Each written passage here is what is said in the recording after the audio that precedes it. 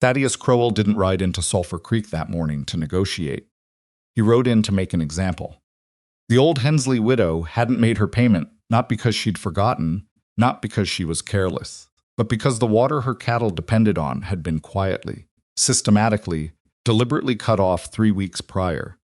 A blocked irrigation channel, a shifted boundary stake.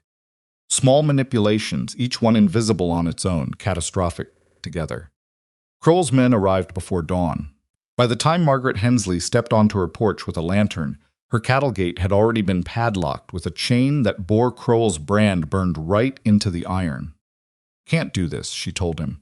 Her voice shook, but she didn't step back. Crowell looked down at her from his horse with the calm, patient expression of a man who had never once been told no and allowed it to stand. "I just did," he said. Then he turned his horse around and rode away while her cattle lowed in confusion behind a fence that no longer belonged to her. Nobody in that valley stopped him. Not yet.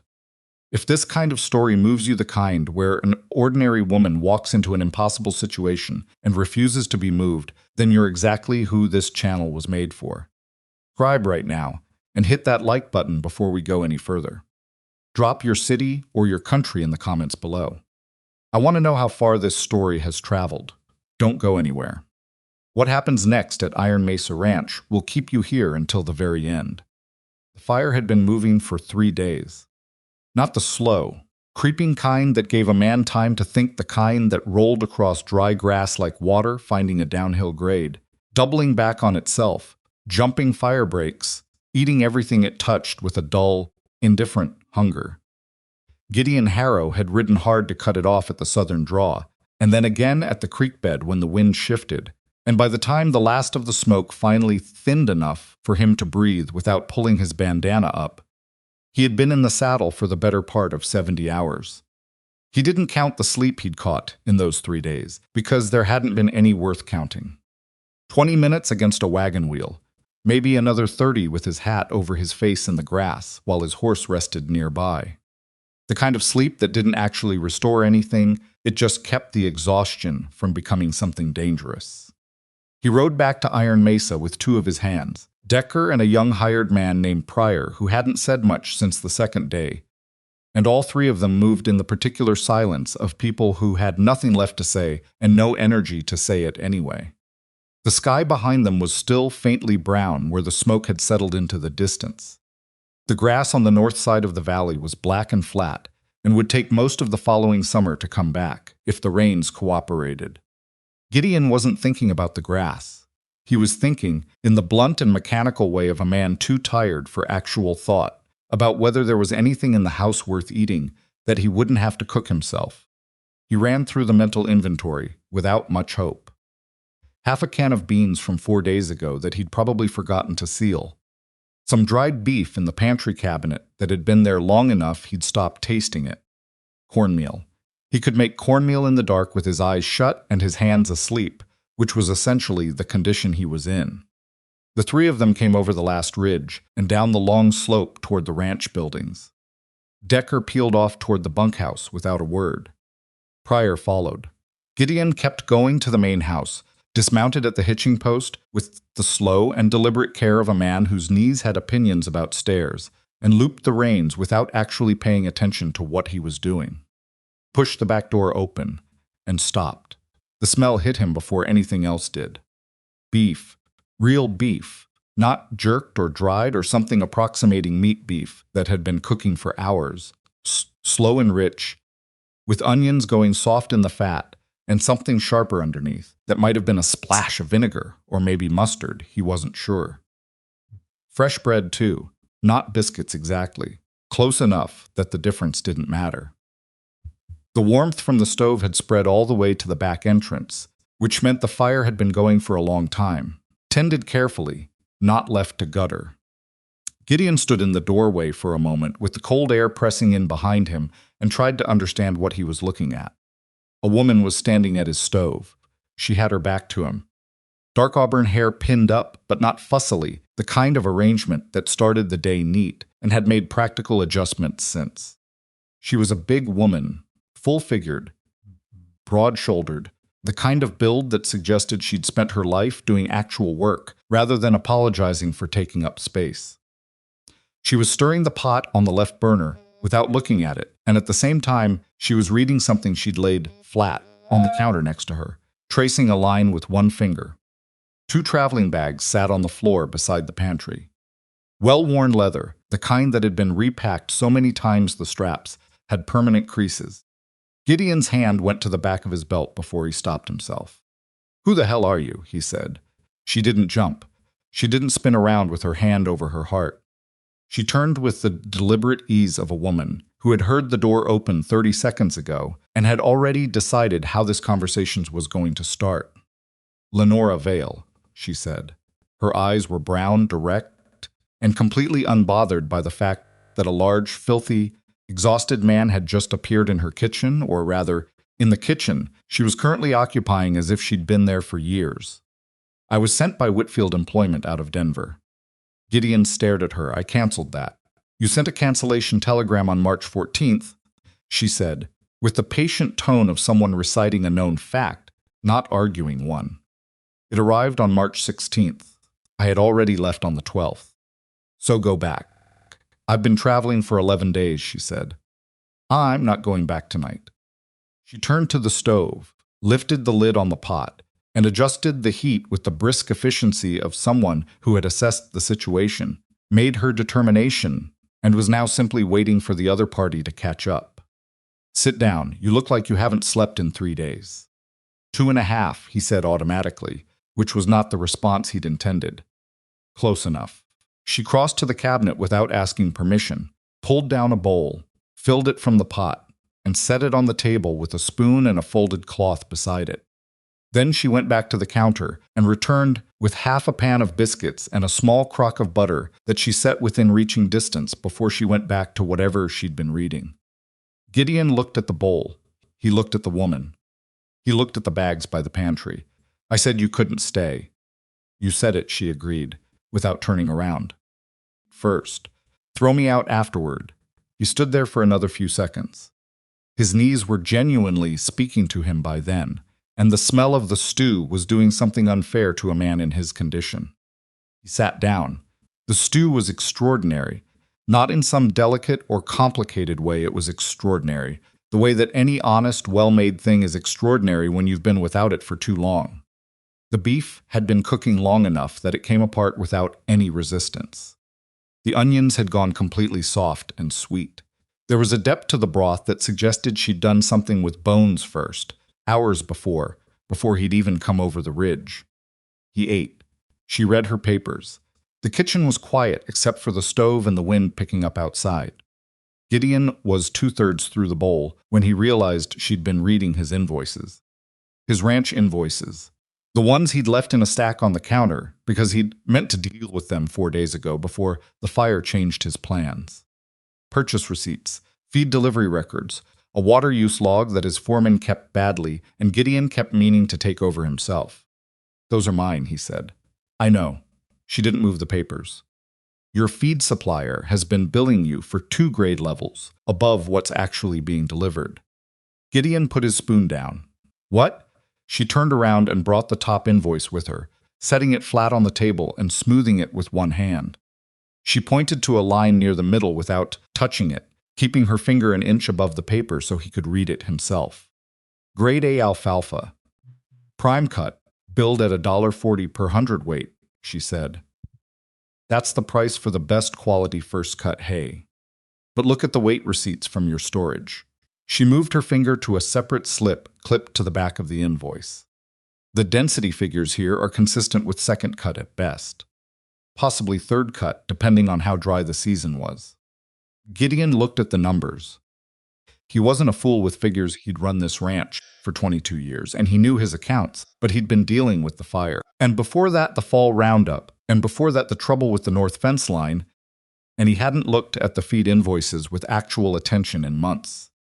"That's a 40-cent difference per hundredweight," he said slowly. 42 at current market, she said. "Across your volume, that's close to $300 over the past 4 months alone." $300. Gideon sat with that number for a moment. $300 wasn't going to break Iron Mesa.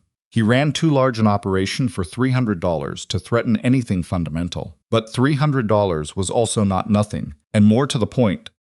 If the feed supplier had been shaving quality for 4 months, the question wasn't what it had cost him. The question was who else at Iron Mesa knew, and how long it had been going on before those 4 months. He looked at the woman across the table. "You looked at all of them?" he asked, meaning the stack of invoices. "The ones on top. I didn't go through your files." "How long have you been here?" "Since this afternoon." "Your housekeeper, the older woman, she let me in and then left. I got the impression she wasn't planning to come back." That would be Mrs. Farrow. She'd been threatening to quit for 3 months, ever since Gideon had told her he didn't need someone coming in every day. Apparently she'd found a way to make the point that didn't require a conversation. Gideon pushed back from the table, stood up, his knees made their opinions known again, and walked to the counter where the rest of the invoices were stacked. He brought them back to the table and sat down again. "Show me the rest," he said. She sat across from him without comment, and they went through the stack together. She moved through numbers the way some people moved through familiar country, not rushing, but not hesitating either, knowing where things were without having to search for them. She found 2 more discrepancies in the feed records, and a third, different problem in the water use billing that suggested something was being measured twice. Once in the main account, and once in a subsidiary ledger that Gideon hadn't looked at in over a year because his foreman had taken it over. By the time they reached the bottom of the stack, the stew pot had gone quiet on the stove, and the fire outside had died down to a low moan of wind around the eaves. Gideon stacked the invoices neatly, which was not a thing he normally did. "You've done this kind of work before," he said. "Estate management, primarily. 3 years in Kansas, 2 before that in Ohio. I know accounts, supply chains, labor management, and land records." She said it plainly, without the edge that would have made it boasting, and without the softening that would have made it apologizing. Just a list of facts. "Whitfield sends women for ranch work?" "Whitfield sends capable people for complicated situations," she said. "Your letter specified someone who could manage accounts, oversee household operations, and assist with the general running of a large agricultural property." "That's what I do." A brief pause. "Your letter also said partner. Not housekeeper, not cook, partner." Gideon had written that letter in February, on a night when the ranch had felt particularly large and the house had felt particularly empty, and he had used that word without thinking too carefully about what it meant or what it would bring. He'd canceled the request the next morning, because the daylight had restored his common sense, and he'd decided he didn't need the complication. He looked at the woman across the table. She was watching him with the direct, calm attention of someone who had been told no before and had learned to wait out the first no to see what the real answer was underneath it. 30 days, he said finally. She didn't smile. She didn't look relieved. She nodded once, the way you nod when you've agreed to fair terms. 30 days, she said. The bunkhouse found out the next morning. Gideon had 3 full-time hands Decker, who'd been with him for 9 years, and had the weathered permanence of someone who'd simply never found a reason to leave. A man named Cole Rutherford, who ran the cattle operations on the East Range, and had strong opinions about most things, and Pryor, who was 23 and still in the phase of ranch work, where he thought demonstrating toughness was the same as having it. There were also 2 seasonal men brought on for Roundup, a pair of brothers named Taft, whose usefulness was inversely proportional to how much they talked. Decker heard the news from Gideon directly, accepted it with the expression of a man storing a piece of information for later evaluation, and went back to work. Cole heard it from Decker and came to find Gideon before noon. "You've hired an estate manager," Cole said, standing in the stable doorway with his hat in his hands, not because he was being respectful, but because he'd just taken it off to scratch his head. "A woman. I sent for a ranch manager months ago," Gideon said, not looking up from the saddle he was oiling. "She arrived late. I'm giving her 30 days. She know anything about cattle?" "She knows accounts. The feed supplier has been shorting us on grade quality for 4 months." Cole was quiet for a moment. "How much?" "Close to 300. Another silence. Cole put his hat back on. "What's her name?" "Lenora Vail. She's staying in the house?" There's a guest room on the east side. Gideon set down the oilcloth and looked at his foreman directly. She'll need access to the ledgers, both of them, including the subsidiary water account. Something moved across Cole's face too fast to read, or maybe Gideon was too tired to read it. Both ledgers, Cole said. Both. Cole nodded slowly, the kind of nod that meant the conversation was over, but the thinking wasn't. He turned and walked back toward the bunkhouse without another word. Gideon watched him go and felt, without being able to say exactly why, that he'd just done something more significant than giving a temporary employee access to record books. Lenora spent her first full day walking. Not touring, not being shown around. Walking the methodical, purposeful kind that covered ground in a systematic pattern and paused to look at things with the focused attention that suggested notes were being taken, even when no notebook was visible. She walked the stable, the grain storage, the cattle pens, the first half-mile of the eastern irrigation channel. She walked back across the north field, where the fire damage ended and the surviving grass began, crouching once to pull up a fistful of soil and rub it between her fingers before standing again. Pryor watched her from a distance, with the expression of someone watching an animal they hadn't encountered before and hadn't decided what to make of yet. The Taft brothers were less subtle. She's walking the property like she owns it. The older one, his name was Callum, said to his brother, within earshot of Decker, who didn't respond. Built like a draft horse, the younger one said. Suppose she'll replace one. Decker turned around at that point and looked at both brothers with the flat, unhurried gaze he'd perfected over 9 years of dealing with men who confused being loud with being worth listening to. Get back to work, he said. They did, but the talking didn't stop. It moved into corners, into the lower end of the bunkhouse after supper, into the kind of half-private conversation that's meant to be slightly overheard. A woman who looked like that wouldn't last a week of pre-dawn mornings and frozen ground. A woman from estate work in Ohio didn't know the first thing about real ranch country. The boss had hired himself a bookkeeper who'd probably spend half her time trying to arrange flowers and the other half getting in the way of men who knew what they were doing. Lenora said nothing about any of it. She finished her walk at the eastern end of the property at about 4 in the afternoon, came back to the house, ate the supper she'd cooked herself without waiting for anyone, and was at the table working through the subsidiary water ledger by the time Gideon came in from the north field. He sat across from her and poured himself coffee from the pot she'd left on the warmer. "What did you find?" he asked. She turned the ledger so he could read it from his side of the table and pointed to a series of entries in the middle section. "Your eastern water channel has a break somewhere between the second relay gate and the cattle terminus," she said. "Based on the intake and output figures, you're losing somewhere between 30 and 40% of your water flow before it reaches the eastern herd. That's been going on long enough that someone noticed and filed it as a maintenance note." She turned to a back page 14 months ago. Gideon looked at the note. It was in Cole Rutherford's handwriting. It said, "East Channel Check Relay Section, possible break or settling." It was dated 14 months ago and had no follow-up entry beneath it. "Cole flagged it," Gideon said, more to himself than to her. "And it never got repaired. We've had 3 major dry spells since then. The eastern herd has been underweight for 2 seasons, and I've been blaming the grass quality." He stopped. The implications were settling in with the particular unpleasantness of something you should have known sooner. "How bad is the break?" "I can't tell you without walking that section with someone who knows where the relay gates are buried," she said. "But based on the loss percentages, this isn't a crack or a joint failure. Either there are multiple small failures across that section, or there's one significant collapse.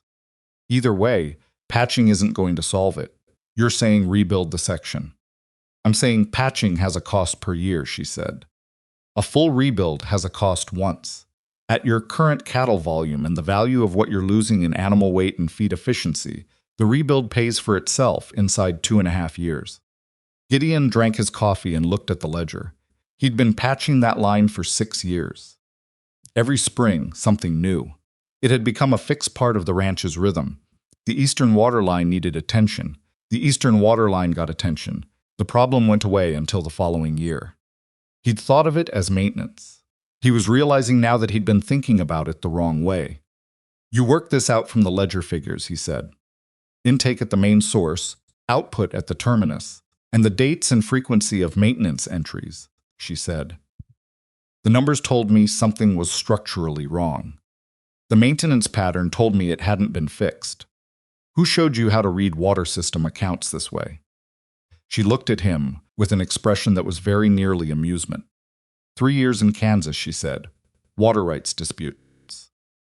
I read more water system accounts than I want to think about. The 30-day mark arrived without ceremony. Gideon came in from the range at noon on the 30th day. He'd been aware of the date all morning, in the way you're aware of something you've been deliberately not dwelling on, and found Lenora at the kitchen table with her. Bags already packed and sitting beside the back door. Stopped. She looked up from the travel schedule she was consulting. I thought I'd wait until you'd had a chance to make a decision, she said, with the steady practicality of someone who had made peace with the outcome either way. If you'd like me to leave, I can be on the afternoon stage.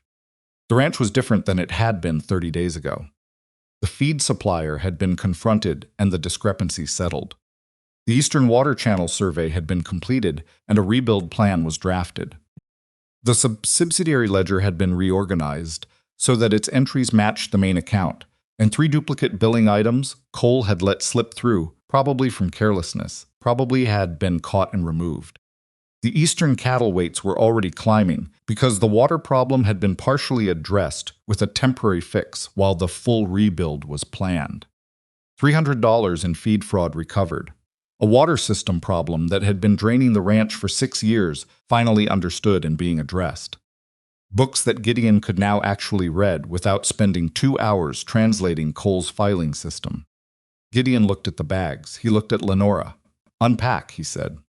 She studied him for a moment, long enough that he understood she was deciding whether this was an impulsive decision made out of practicality or something he'd actually thought through. I'm not going to become something else to make this easier, she said. Her voice was level. I'll do the work I came to do. I'll do it well. But I'm not going to make myself smaller or quieter or less present because the hands are uncomfortable. I'm not asking you to. Some men say that at the start. I know they do, Gideon said. He picked up the nearest bag and set it back beside the pantry where it had been on the first night. I'm saying it at the start, and I'll be saying the same thing in 30 more days. Unpack. She looked at him for another moment. Then she closed the travel schedule. The town of Sulphur Creek sat 12 miles from Iron Mesa at the junction of 2 freight roads, which made it convenient without making it important. It had a general store, a post office, a feed exchange, a doctor who was also the dentist, and a gathering culture that meant most of what happened in the valley was known in town within a day or two of its happening. What happened at Iron Mesa was no exception. Lenora had been to town twice in the first 30 days, once for supplies she'd added to the household account with Gideon's knowledge, once to the county land office to request copies of water agreement documents as part of her channel research. She'd done both errands with the quiet efficiency of someone who had no interest in town opinion and every interest in getting back to work. Town opinion formed anyway. The charitable version was that Gideon Harrow had hired himself a capable woman, and probably needed one, given what the branch had looked like after his wife passed and his household management had declined steadily for 2 years. A few of the older women in Sulphur Creek subscribed to this version and left it at that. The less charitable version ran through the feed store and the post office steps and the back tables of the Sulphur Creek saloon with considerably more energy. A woman built like that, arriving without connections, without family, without anything to recommend her except a letter from some agency in Denver. She was after something. Obviously, a man with Gideon Harrow's property didn't attract that kind of attention by accident.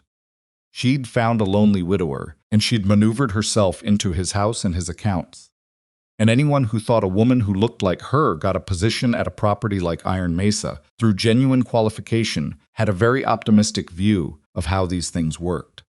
Lenora heard some version of this the 3rd time she came to town, standing in the general store's dry goods section when 2 women 3 feet away had a conversation they clearly intended her to follow. She finished selecting what she'd come for, settled her account at the counter, and walked out. That evening, Gideon came in from the North Range, and found her at the table working on the channel rebuild cost estimate. She had flour on her sleeve from the bread she'd put in the oven an hour earlier, and she was cross-checking 2 columns of figures with the focused expression of someone who'd found something that didn't add up and was going to find out why. "Town was talking about you," he said. "Town talks about everything," she said, without looking up. It was specific. She made a small correction in 1 column with her pencil. "I'm a large woman who arrived at a widower's ranch from nowhere. There are only so many stories people are going to tell about that.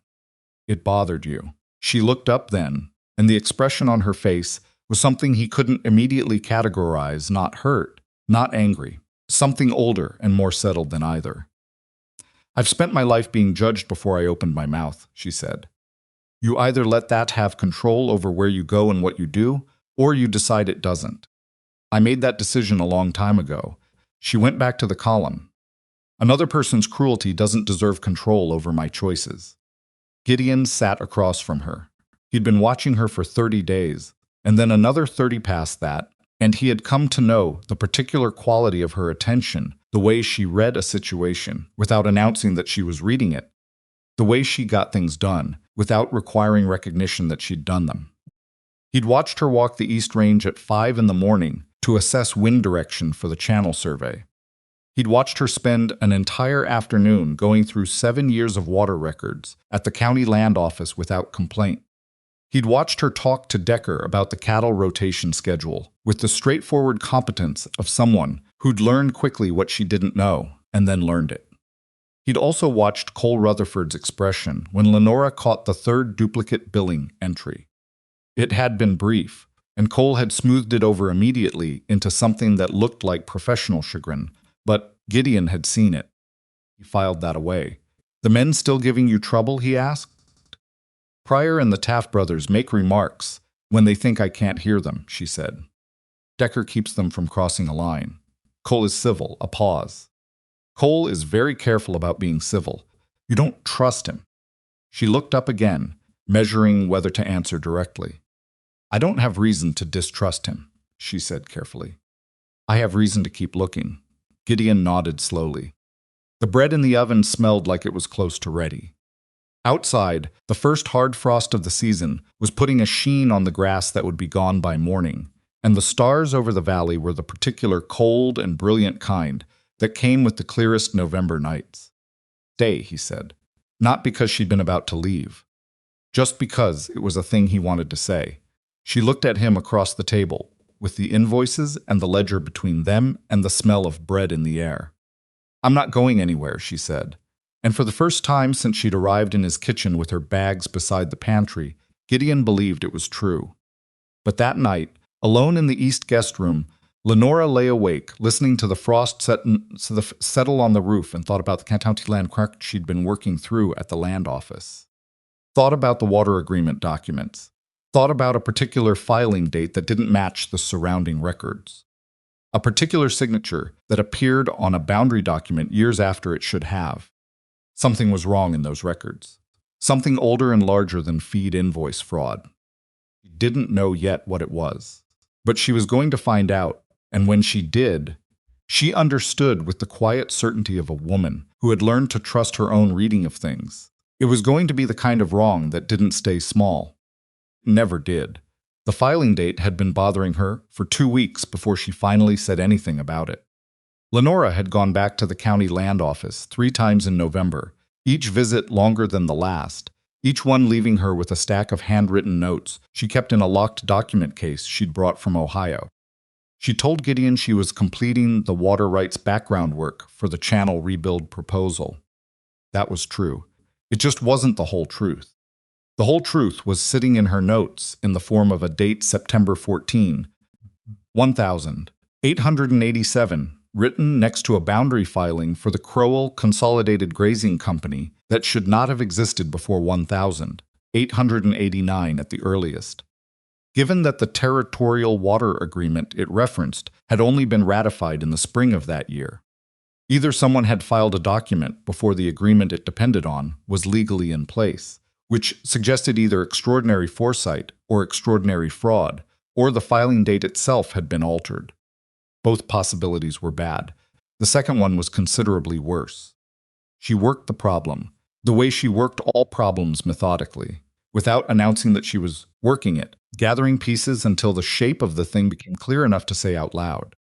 She cross-referenced the Crowell filing against 3 adjacent boundary documents from the same period. She requested the original water agreement, ratification record, and compared the language in Crowell's boundary filing against the agreement's actual text, looking for the particular kind of borrowing that happened when a document was written with knowledge of something that hadn't been published yet. What she found made her sit very still in the land office's reading room for a long time before she copied anything down. She told Gideon on a Thursday evening in late November, after supper, when the wind had picked up outside and was making enough noise against the windows that their conversation wouldn't carry.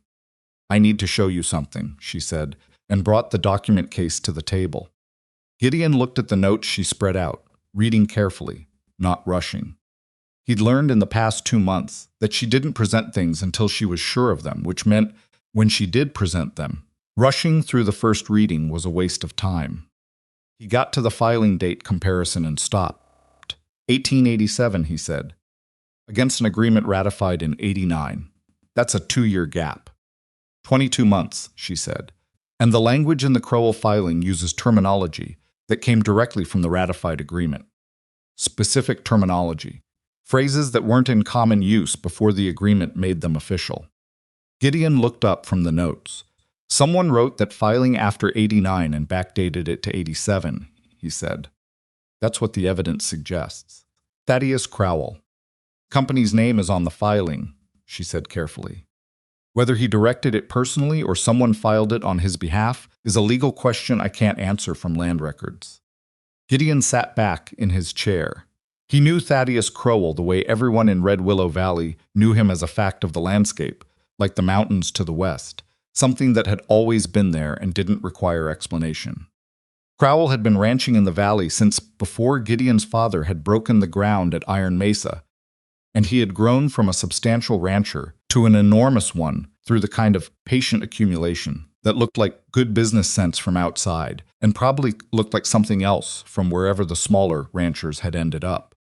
The Hensley widow, 3 other families who'd sold or abandoned in the last decade, 2 water disputes that had been settled out of county court in ways that benefited Crowell more than the terrain would have suggested was natural. That filing is fraudulent, Gideon said slowly, and his water claims are built on top of it. Then every downstream decision that used that filing as a foundation is potentially compromised, she said, including the boundary adjustments in 91 and 93 that shifted the eastern water allocation figures. Gideon was quiet for a long moment. That affects the independent ranchers east of the main channel, he said. All of them, she said. If a drought hits and water allocation goes to arbitration, Crowell's claim built on that filing positions him to take the larger share. The independent ranchers east of the channel would be operating on allocations that don't match their historical usage. Some of them would lose cattle. Some of them might lose ranches. He's been setting this up for years, Gideon said. It wasn't a question. Possibly since before the ratification, she said. If he had advance knowledge of the agreement's language from someone in the territorial office, someone in the chair office who saw the draft, he could have prepared the filing before it was ratified and then backdated it to establish prior claim. The wind hit the north wall of the house hard enough that the lamp on the table flickered. Neither of them moved. "How solid is what you have?" Gideon asked. "Solid enough to ask a land attorney to look at it," she said. "Not solid enough on its own to take to a county hearing. I need the original filing document, not the registry copy. And I need someone with authority over the territorial records to confirm that the filing date doesn't appear in the original intake log. The intake log would show when documents were actually received. If it hasn't been altered as well," she said. Gideon looked at the notes on the table. Then he looked at Lenora. "Who else knows you've been looking at this?" "The land office clerk knows I've been requesting water agreement records," she said. "I haven't told him why, and he hasn't asked. Whether he's reported my requests to anyone, I can't say. Crowell has connections in that office. Most men with his holdings do." Another silence. "We keep this between us for now," Gideon said. "Until we know what we actually have." Agreed. She began gathering the notes back into the document case, neat and methodical. There's one more thing. He waited. Cole Rutherford's name appears in the margin of one of the 93 boundary adjustment documents, she said. As a witness signature, Gideon went very still. As a witness to a Crowell filing. To a boundary adjustment that benefited Crowell's water position, she said. 3 years before Cole came to work at Iron Mesa. She closed the document case and set it on the table between them. She didn't say anything else. She didn't need to. She had laid out the fact and left him to sit with it. Gideon sat with it. December came in with ice on the water troughs and a cold that had a mean edge to it, the kind that made outdoor work miserable without being dangerous enough to stop it. The Eastern Channel rebuild had been pushed to spring the ground, was too hard for the excavation work, but the planning was complete, the materials were ordered, and Lenora had organized the project timeline down to the labor schedule so that work could begin within 3 days of the first workable thaw. The ranch hands had stopped making the obvious remarks. What replaced the remarks was something Lenora recognized as more complex and more honest, a kind of reluctant recalibration, the specific discomfort of people who'd made assessments that hadn't held up under contact with reality. Pryor was the most visible case. He was young enough that his adjustments showed on his face before he could manage them. He'd started asking questions, practical questions about the account records, about why she'd reorganized the storage ledger the way she had, about what the water channel figures actually meant for the cattle weights. He asked the way young people ask things, when they're genuinely trying to understand and too uncertain to admit they'd been wrong, coming at the question sideways so that it didn't require acknowledging what his previous position had been. Lenora answered his questions directly and didn't make anything of the shift. Decker, who'd been watching all of it with his customary composure, caught up with her one morning as she was coming back from the grain storage with the winter inventory count. "You've been patient with them," he said. Not a compliment exactly. More like an observation that carried weight of its own. "They do the work," she said. "That's what matters." Pryor's a decent hand when he's not trying to prove something. Decker fell into step beside her. "Crowell's been asking around about you, in case you didn't know." Lenora kept walking. Asking around how? "Sent a man to the land office 2 weeks ago. Asked the clerk what records a woman from Iron Mesa had been requesting. Decker's voice was even, reporting a fact. Clerk told him. Man reported back to Crowell. "When did you hear this?" "Yesterday. One of Crowell's stable hands drinks at the same place as Taft's cousin." Word moves. Lenora processed this without slowing her pace. "Did the stable hand say what Crowell's response was?" "No. But Crowell doesn't send men to ask questions because he's curious," Decker said. "He sends them because he's concerned." "I know." Decker looked at her sideways. "Gideon know you found something?" "Yes." He nodded once. "Good." And then he peeled off toward the stable without another word, the way he always did, saying exactly as much as he'd decided to say, and not one syllable past it. The conversation with Cole happened the following week, and it did not go the way Gideon had expected, which was to say it went worse. He'd been thinking about how to approach it since Lenora had shown him the witness signature. He'd gone back and forth. Cole had been with him for 6 years, and 6 years of reliable work was not nothing. And the witness signature was from before Cole had come to Iron Mesa, and didn't necessarily mean anything more than that. A younger Cole Rutherford had witnessed a document without fully understanding its significance. People witnessed things. It wasn't always evidence of conspiracy. He'd mostly convinced himself of that version by the time he brought it up. He found Cole in the equipment barn on a Thursday afternoon, working on the hitch mechanism of the supply wagon that had been catching on the left side. Cole looked up when Gideon came in, read something in his expression, and kept his hands busy on the hitch while his attention shifted. "I need to ask you about something," Gideon said. "All right." "There's a boundary adjustment document from '93. Crowell filing, your name's on it, as a witness." Cole's hands slowed on the hitch, just barely, and he recovered the rhythm quickly, but Gideon had been watching. '93, Cole said, "the way you say a date when you're deciding how much of what you remember to offer up." Crowell consolidated boundary adjustment on the eastern water allocation. September '93, Cole put down the wrench. He looked at Gideon with the expression of a man who had been carrying something for a long time and was assessing whether the weight of it had just become heavier than he could keep managing. "I witnessed a document for a man who worked for Crowell's attorney," he said. "I was 24. He told me it was a standard boundary record and he needed 2 adult witnesses. I signed it. I didn't read it carefully enough." A pause. "I didn't know what I was witnessing." "You've known for 6 years that your name was on a Crowell document." "I've known my name was on a document I shouldn't have signed without reading," Cole said, and there was something in his voice that was neither the smoothness of a lie nor the rawness of a full confession, but something uncomfortable in between. "I came to Iron Mesa because I wanted to be somewhere I was doing clean work. I've done clean work here." "The duplicate billing entries," Gideon said. Cole's jaw tightened. "Carelessness, not theft. Lenora found 3 of them." "I know she did."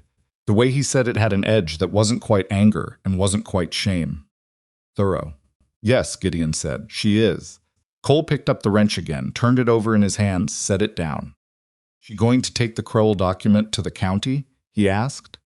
"That depends on what she finds when she keeps looking," Gideon said. "If she does," Cole stopped.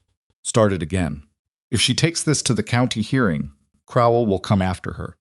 "He won't come after you, not directly, not at first." "He'll come after her. She's easier to discredit." "I know."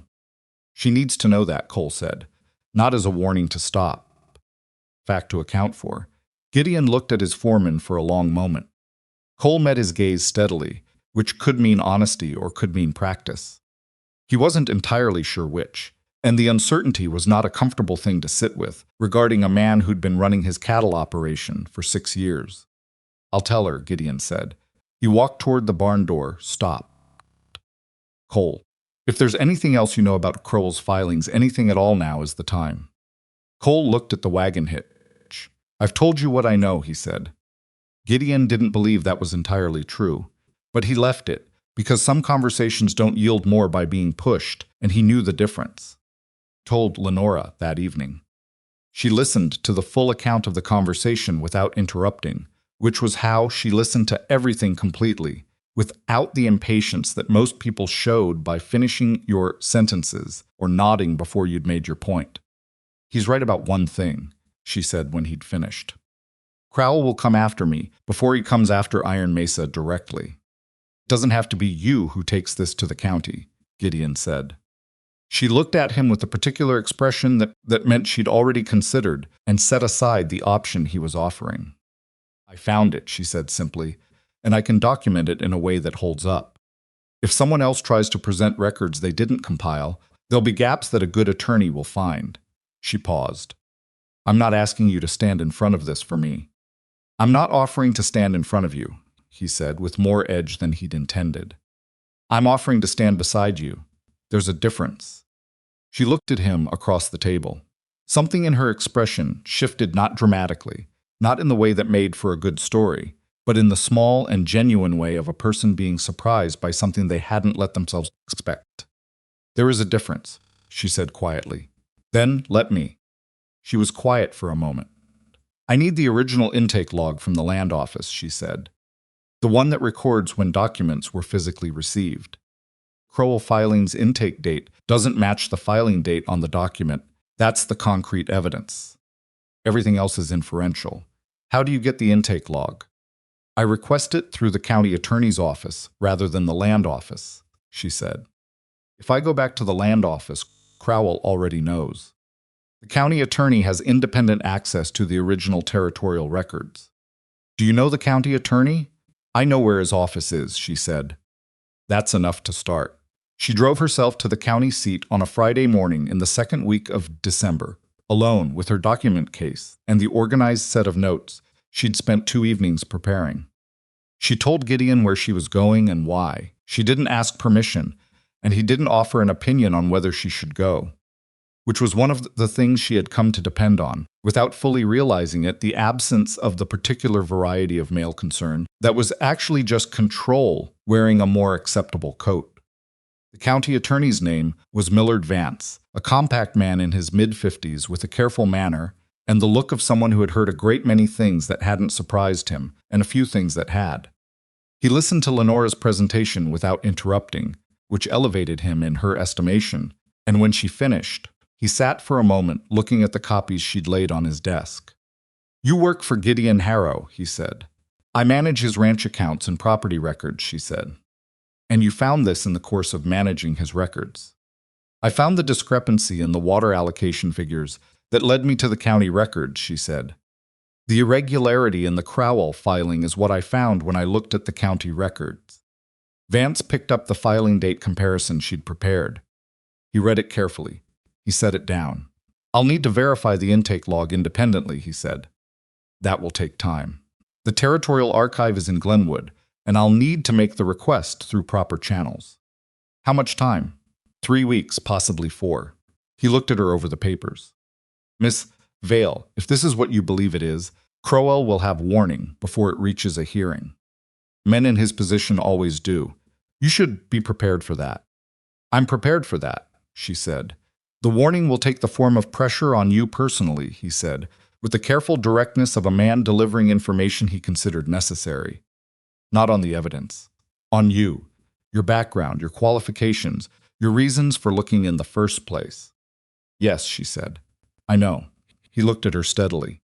"You don't seem particularly worried." "I'm worried," she said. "I'm just not surprised." He nodded slowly, and there was something in that nod that wasn't quite respect and wasn't quite sympathy, but was somewhere between them the recognition of one person who deals in facts for another. "I'll request the intake log," he said. "Don't return to the county land office. Don't discuss this with anyone outside Iron Mesa." Stood and collected her papers. "Mr. Vance," she said at the door.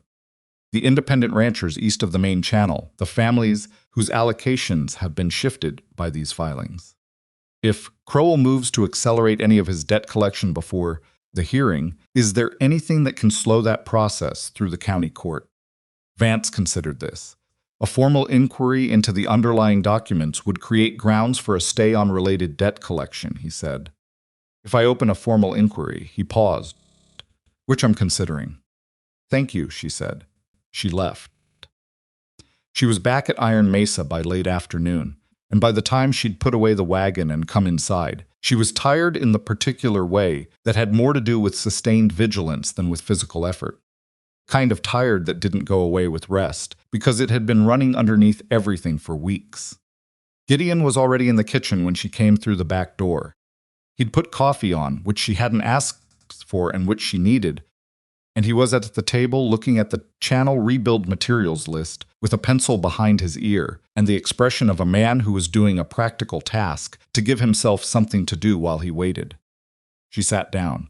He poured coffee without being asked. "Vance is requesting the intake log," she said. "Formal inquiry, potentially. He'll have the results in 3 to 4 weeks. That's progress." "It's the beginning of progress," she said. "Crowell will know about the inquiry before the results come back." Cole said the same thing. Cole was right. She wrapped both hands around the coffee cup. "Gideon, when Crowell moves, and he will move, it won't be quiet. He'll go to the men who sell him credit, the men who hold paper on neighboring properties, anyone who has social standing in this valley and owes him a favor.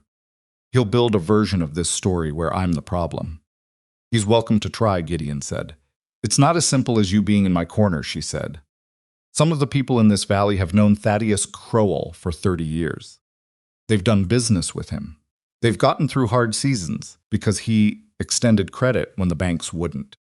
I'm a woman from Ohio who's been here since September." She looked at him across the table. "You standing with me doesn't automatically mean this valley stands with me." Gideon put the pencil down. "What does it take?" he asked. She'd been thinking about this. "The ranchers east of the channel," she said. "The families whose allocations have been shifted by Crowell's filings. If they understand what those documents actually mean for their water position in a drought year, really understand it. Not just a general warning. Some of them will have their own records, their own contracts, their own evidence of things that didn't feel right at the time, but that they couldn't explain. You want to talk to them. I want you to talk to them," she said. "You've been in this valley your whole life. Your father built Iron Mesa. When Gideon Harrow brings his neighbors information and asks them to look at their own documents, they'll look. When Lenora Vail does the same thing, half of them will assume I have an angle. Quiet for a moment. You're asking me to do the thing I'm actually suited for, he said slowly. And I'll do the thing I'm suited for, she said. We divided along the lines of what's actually going to work. It wasn't a perfect plan. There were ranchers who would hear anything Gideon said and filter it through what they already believed about a woman from an employment agency maneuvering at Iron Mesa. There were social complications Lenora couldn't fully map because she didn't know the valley's history with the density that 20-year residents produced. There was the timing problem every week they took to build the coalition. It was a week Crowell had to maneuver first. But it was the plan they had. Gideon reached across the table and put his hand over hers for a moment, not the gesture of a man making a romantic claim, just the brief and deliberate contact of someone saying, "I'm here," without needing the words for it. She didn't pull away. "All right," he said. "I'll start with the Pemberton family. They've had water disputes with Crowell before, and they don't forget. And I'll finish organizing the document timeline so that anyone who brings their own contracts has something to compare against," she said. He stood up, took his coffee, and looked at the materials list on the table. "The channel rebuild starts in March," he said. "We'll have this dealt with before then." It wasn't a guarantee. He knew it wasn't a guarantee, and she knew it wasn't a guarantee. But it was the kind of thing that needed to be said at the end of a day like this one, not to make the facts different, but to remind both of them that there was a future on the other side of the immediate problem, and they were planning to reach it. Lenora watched him go back to the materials list.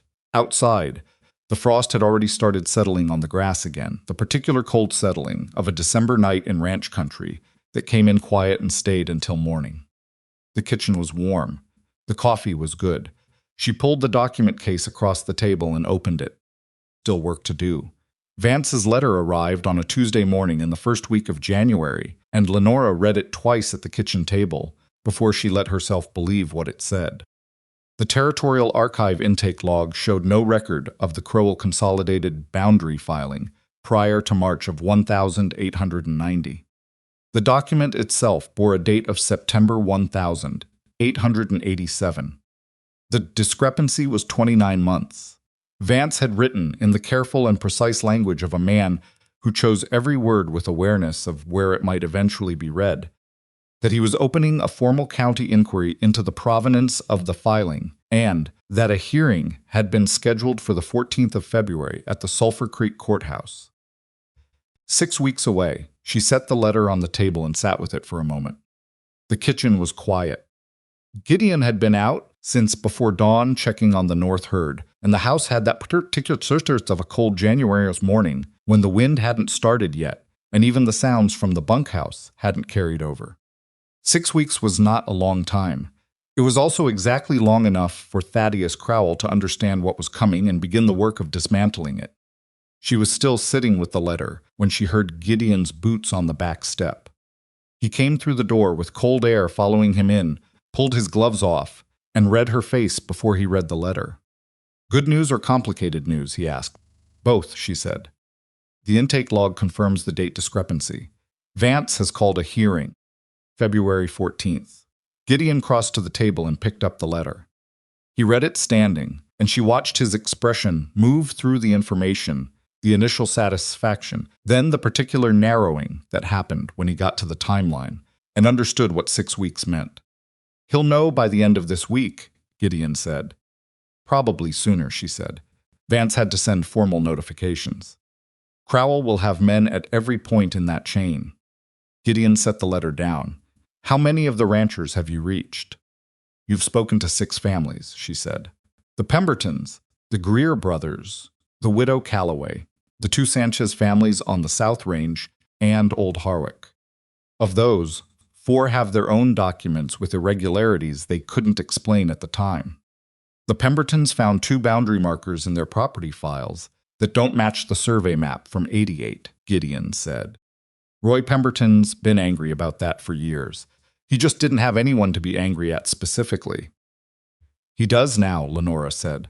"Harwick has a water contract from '91 that includes a clause he says he didn't agree to verbally but signed because the attorney told him it was standard language. It's not standard language.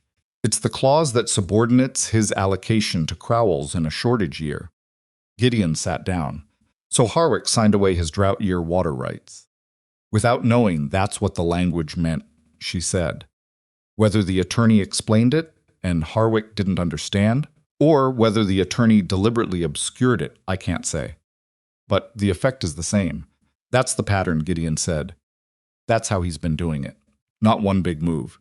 Dozens of small ones. Clause here, an adjusted marker there, a filing date that nobody checks. And when the drought comes, she said, he calls it all in at once, and nobody has the standing to fight him individually, because each piece looks like a separate, legitimate transaction. They sat with that for a moment. Outside, a gust of wind came off the north range and hit the house, and the fire in the stove pushed back against the draft with a sound like a quick exhale. We need 2 more things before the hearing, Lenora said. We need someone with authority over territorial records to testify that the intake log is authentic and unaltered. And we need the ranchers with irregular documents to bring them to the hearing themselves. Not just you presenting their evidence on their behalf. Crowell's attorney will argue that I compiled and curated everything, she said. That I selected what supported my position and excluded what didn't. If the ranchers come themselves, with their own original documents, that argument falls apart. Some of them won't want to come, Gideon said. Harwick's 73 years old, and Crowell holds paper on the eastern corner of his property. Showing up at a county hearing to accuse Crowell of fraud is not a comfortable position for a man in that situation. I know, she said. That's why it needs to be your voice asking, not mine. Gideon looked at her. You keep doing that, he said. Not complaining, noticing. You know this valley, she said. I know the documents. We've been over this. I know, he said. He stopped, started again. I don't want you standing behind this while I stand in front of it. That's not what this is. She looked at him steadily. It's not about behind or in front, she said. It's about who the valley will hear. If you bring them to the courthouse, I'll present the evidence. That's the division that works. He wasn't entirely satisfied with that, which she could read in the set of his jaw. But he nodded. I'll start with Harwick, he said. If I can get him there, the others will follow. Crowell's first move came on Thursday. It arrived in the form of a man named Edgar Pruitt, who worked as a traveling agent for Whitfield Employment in Denver, and who appeared at the Iron Mesa gate shortly after noon with a letter of introduction and a manner that was just professional enough to avoid being identified as hostile on first contact. Lenora was in the grain storage doing the monthly inventory when Decker came to find her. Man at the gate, Decker said, says he's from your employment agency. Wants to speak with you privately. She looked up from the inventory board. Bring him to the front parlor, she said, and find Gideon. Pruitt was a narrow man in his 40s, with the look of someone who spent most of his professional life delivering messages that other people had composed, and who had long since separated himself from the content of those messages. He sat in the front parlor with his hat on his knee and waited for her with the patient self-containment of someone who'd been told exactly what to say and had rehearsed it enough times that he could deliver it without apparent discomfort. Gideon was in the doorway before Pruitt had finished his opening sentence. Pruitt registered Gideon's presence and adjusted smoothly. Mr. Harrow, he said, I'm here on agency business, but you're welcome to be present. This concerns your household arrangement, after all. Then speak, Gideon said. Pruitt turned back to Lenora with the careful expression of a man delivering bad news he hadn't written. Whitfield Employment has received a formal complaint regarding your placement at Iron Mesa, he said. The complaint alleges that you misrepresented your qualifications in your application, specifically regarding your experience with large-scale cattle operations and territorial water rights management. Lenora kept her expression neutral. Who filed the complaint, she asked. The complaint was filed anonymously through a third party, Pruitt said. Agency policy requires us to investigate all formal complaints regardless of source. That's not standard policy, she said. Whitfield requires named complainants for formal investigations. A brief pause. The smoothness in Pruitt's manner developed a small crease. Policy was recently updated, he said. When? Miss Vail. When was the policy updated, Mr. Pruitt? He looked at his hat briefly. I'm not certain of the exact date. No, she said. You're not. She looked at him with the direct calm she'd carried since the first night in this kitchen. Who sent you? I represent Whitfield Employment. You represent someone who contacted Whitfield Employment, she said. Someone with enough leverage to have an agency representative ride 11 days from Denver to deliver a complaint that doesn't follow the agency's actual procedures. I'd like to know who that is. Pruitt's jaw moved slightly.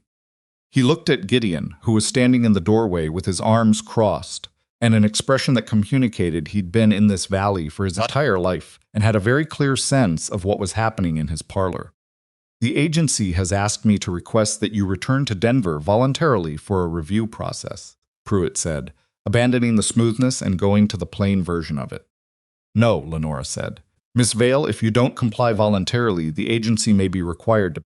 Mr. Pruitt, she said, and her voice was still level, still clear, still without the heat that would have made this satisfying for him to report back.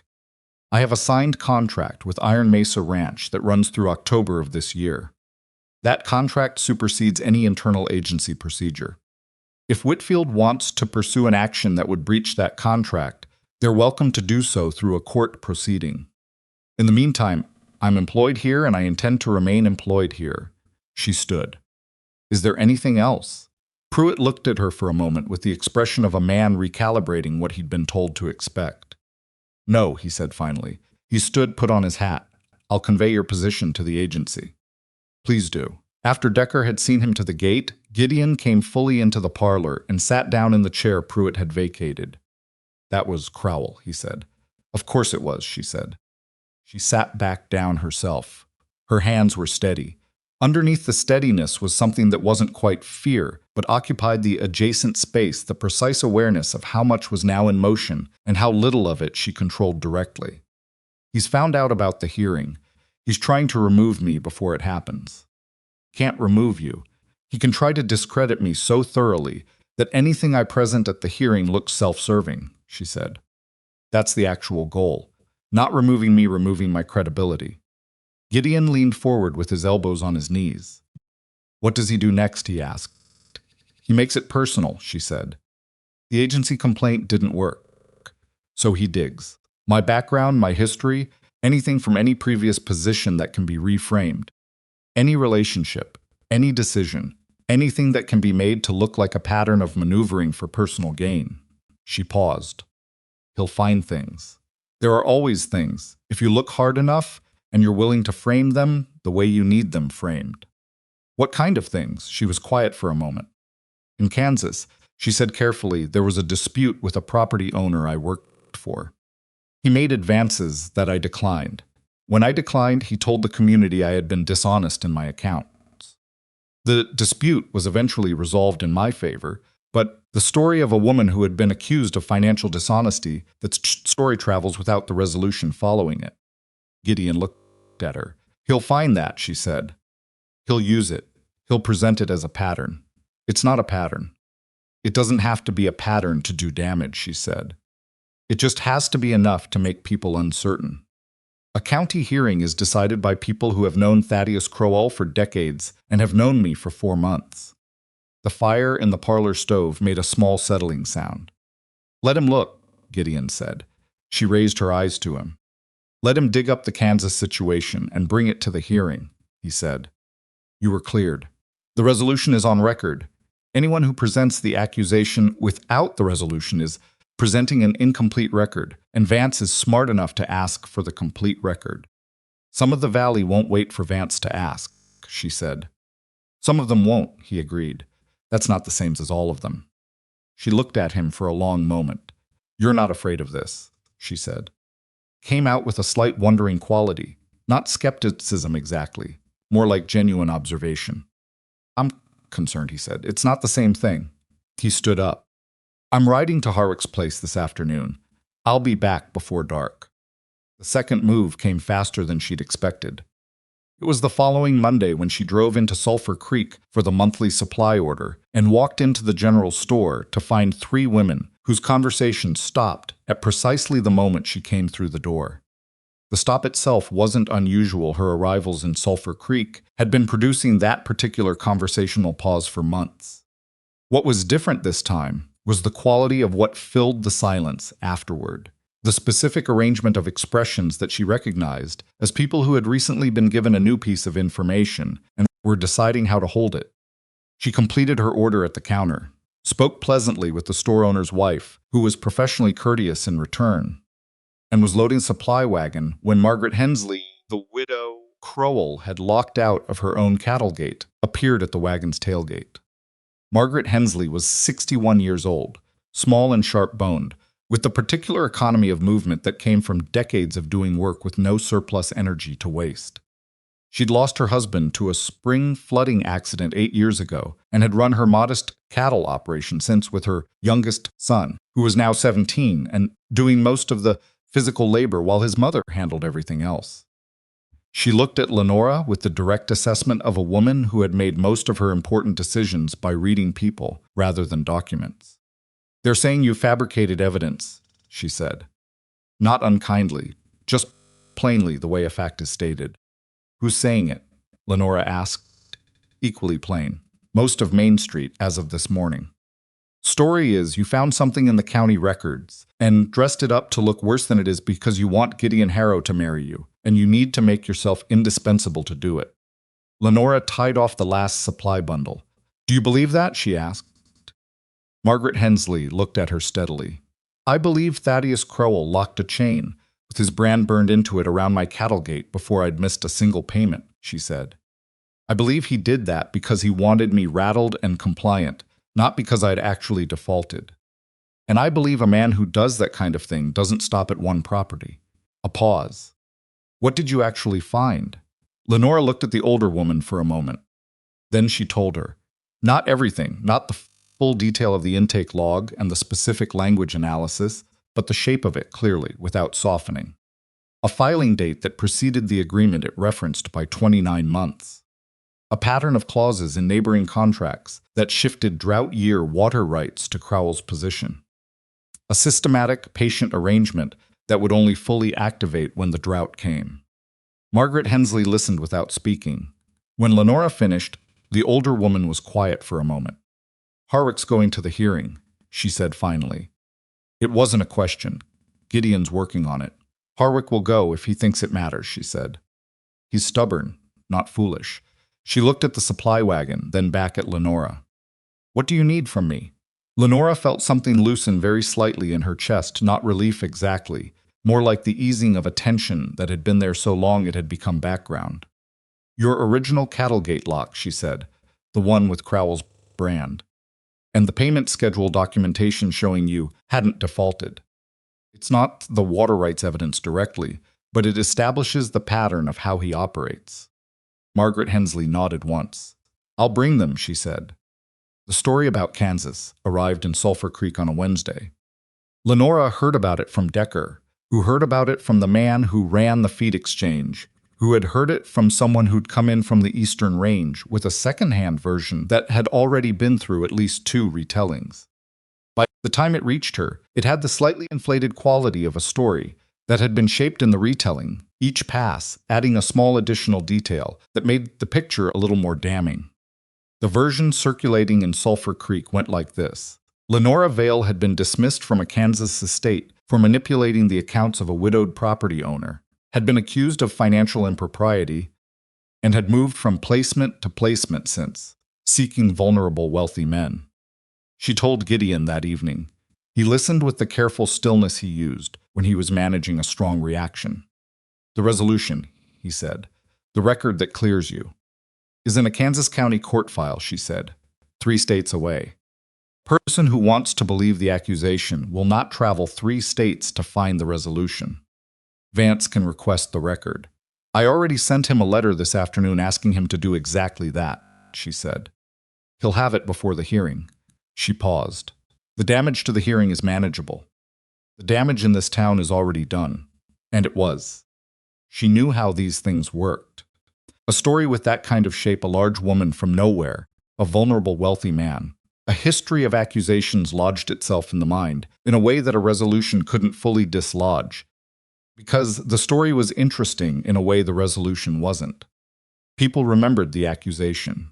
They often forgot to update the memory when the truth arrived. "I'm going to talk to the minister," Gideon said. "Gideon." Not about the hearing, about the community. He looked at her directly. "There are people in this valley who respect their neighbor's judgment. If I tell them what I know about you and what I've watched you do in the past 4 months, that carries weight. It carries the weight of a man defending a woman he's obviously taken a personal interest in," she said. "Which is exactly the framing Crowell wants. Everything you say in my defense gets filtered through the assumption that you're not objective." "Then let me not be objective," he said. "I'm not objective. I know what I've seen. I know who you are. And I'm not going to stand here and wait for Crowell to rewrite you while I manage my image." She looked at him across the table. There was something in his face that wasn't the controlled determination she'd come to know, something older and less managed. The expression of a man who had arrived at a position, not through calculation, but through the accumulated weight of 4 months of close, honest attention. "Gideon," she said carefully, "if you make this personal, it confirms the story." "If I stay silent, it confirms the story," he said. "There's no version of this where my behavior isn't going to be interpreted. So I'd rather be interpreted as a man who tells the truth than as a man who's embarrassed to be associated with the woman working in his house." She was quiet for a moment. "You're not easy to argue with," she said. "I've been told that," he said. "Usually by people who are right about something I don't want to hear yet." He stood up and picked up his coffee. "Tell me what you need me to say to Harwick." Harwick came. Gideon spent 2 afternoons at the old rancher's kitchen table, and whatever was said in those conversations, Lenora didn't ask for the full account. What she knew was that on the Monday before the hearing, Thomas Harwick drove himself into Sulphur Creek with his original 91 water contract, the one with the clause he hadn't understood, and deposited a copy with Vance's office. He was 73 years old, and his hands shook slightly when he handed over the document, and he told Vance's clerk that he wasn't afraid of Thaddeus Crowell. His voice only wavered once. The Pembertons came the day after. Roy Pemberton was 55 and broad as a barn door, and had been quietly furious about his boundary markers for 4 years. He came with both his original survey documents and the altered markers, wrapped in canvas, which he set on Vance Clerk's desk with the focused care of a man delivering something he'd waited too long to deliver. The Greer brothers sent a letter from their ranch because the younger one had broken his leg in December and couldn't travel, but the letter was notarized and included their relevant contracts. Margaret Hensley came on Wednesday and brought the gate lock and the payment documentation and 3 additional neighbors who hadn't been in the original group, women whose husbands were either absent or reluctant, who had come on their own authority because they'd looked at their contracts after hearing what Lenora had found and didn't like what they'd read. Vance sent Lenora a brief note that said only, "The original filing document has been retrieved from the Territorial Archive. The intake log date and the document date do not match. We are prepared for the 14th. 2 days before the hearing, Crowell came to Iron Mesa himself. He didn't send a representative this time.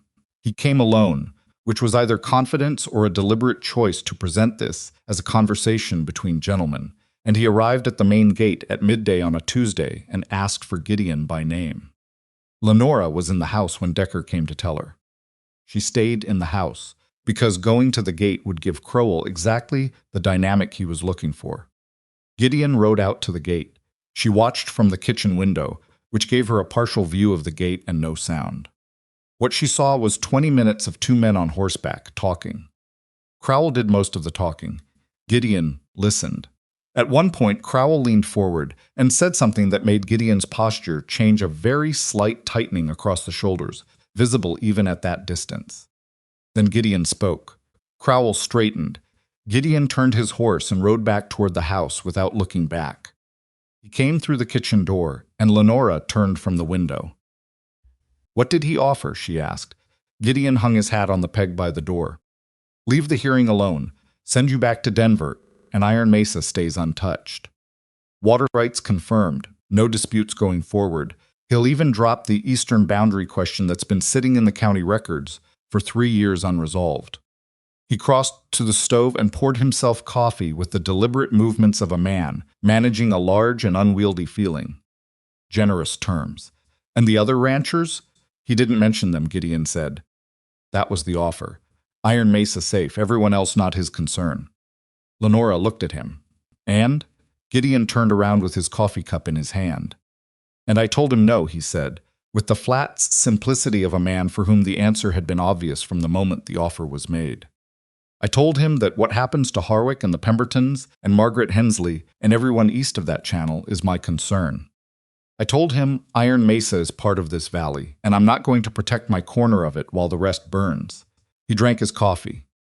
I may have used some additional language that wasn't particularly gracious. He won't forget that, she said. Good, Gideon said. I meant it. She looked at him for a long moment. Gideon, she said. Don't thank me, he said. I didn't do it for thanks. I know, she said.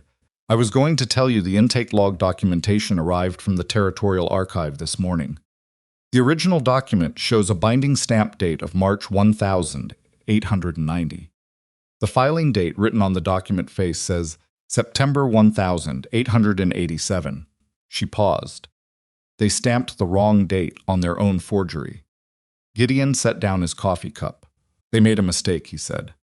Crowell's people prepared a document and had someone alter the date, but they forgot that the Territorial Archive stamps every physical document with a binding date on receipt, she said. That stamp is applied by a separate clerk in a separate office and is entered into the intake log independently.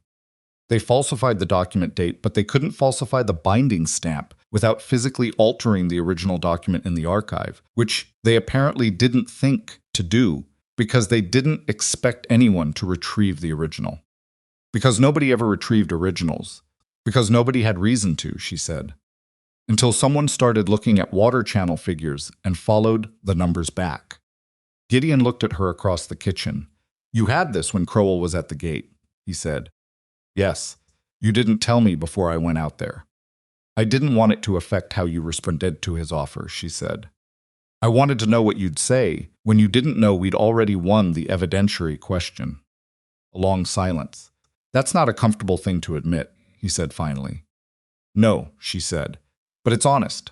He looked at her with something that had been building for 4 months, and that neither of them had named directly, and in the kitchen of Iron Mesa Ranch on a Tuesday in January, with a February hearing 2 days away, and Thaddeus Crowell riding back toward his property, and the Territorial Archive binding stamp sitting on the table in a document case. Gideon Harrow understood that the feeling he'd been managing and explaining to himself as professional respect and practical reliance was not, and had not been for some time, either of those things. He didn't say it. The timing was wrong, and there was too much still in front of them, and he was a man who had learned through loss that the things worth saying deserved better than being rushed. But she saw it in his face, and she let it be there. February 14th, she said quietly, returning to the document case. February 14th, he agreed, and picked up his coffee, and they both went back to work. The 14th of February arrived with a sky the color of old iron and a cold that had settled into the valley overnight like something that intended to stay. Lenora was up before 5. She hadn't slept particularly well, not from fear exactly, more from the particular wakefulness that comes when a long-prepared thing is finally about to happen, and the mind keeps running through it, regardless of whether the body needs rest.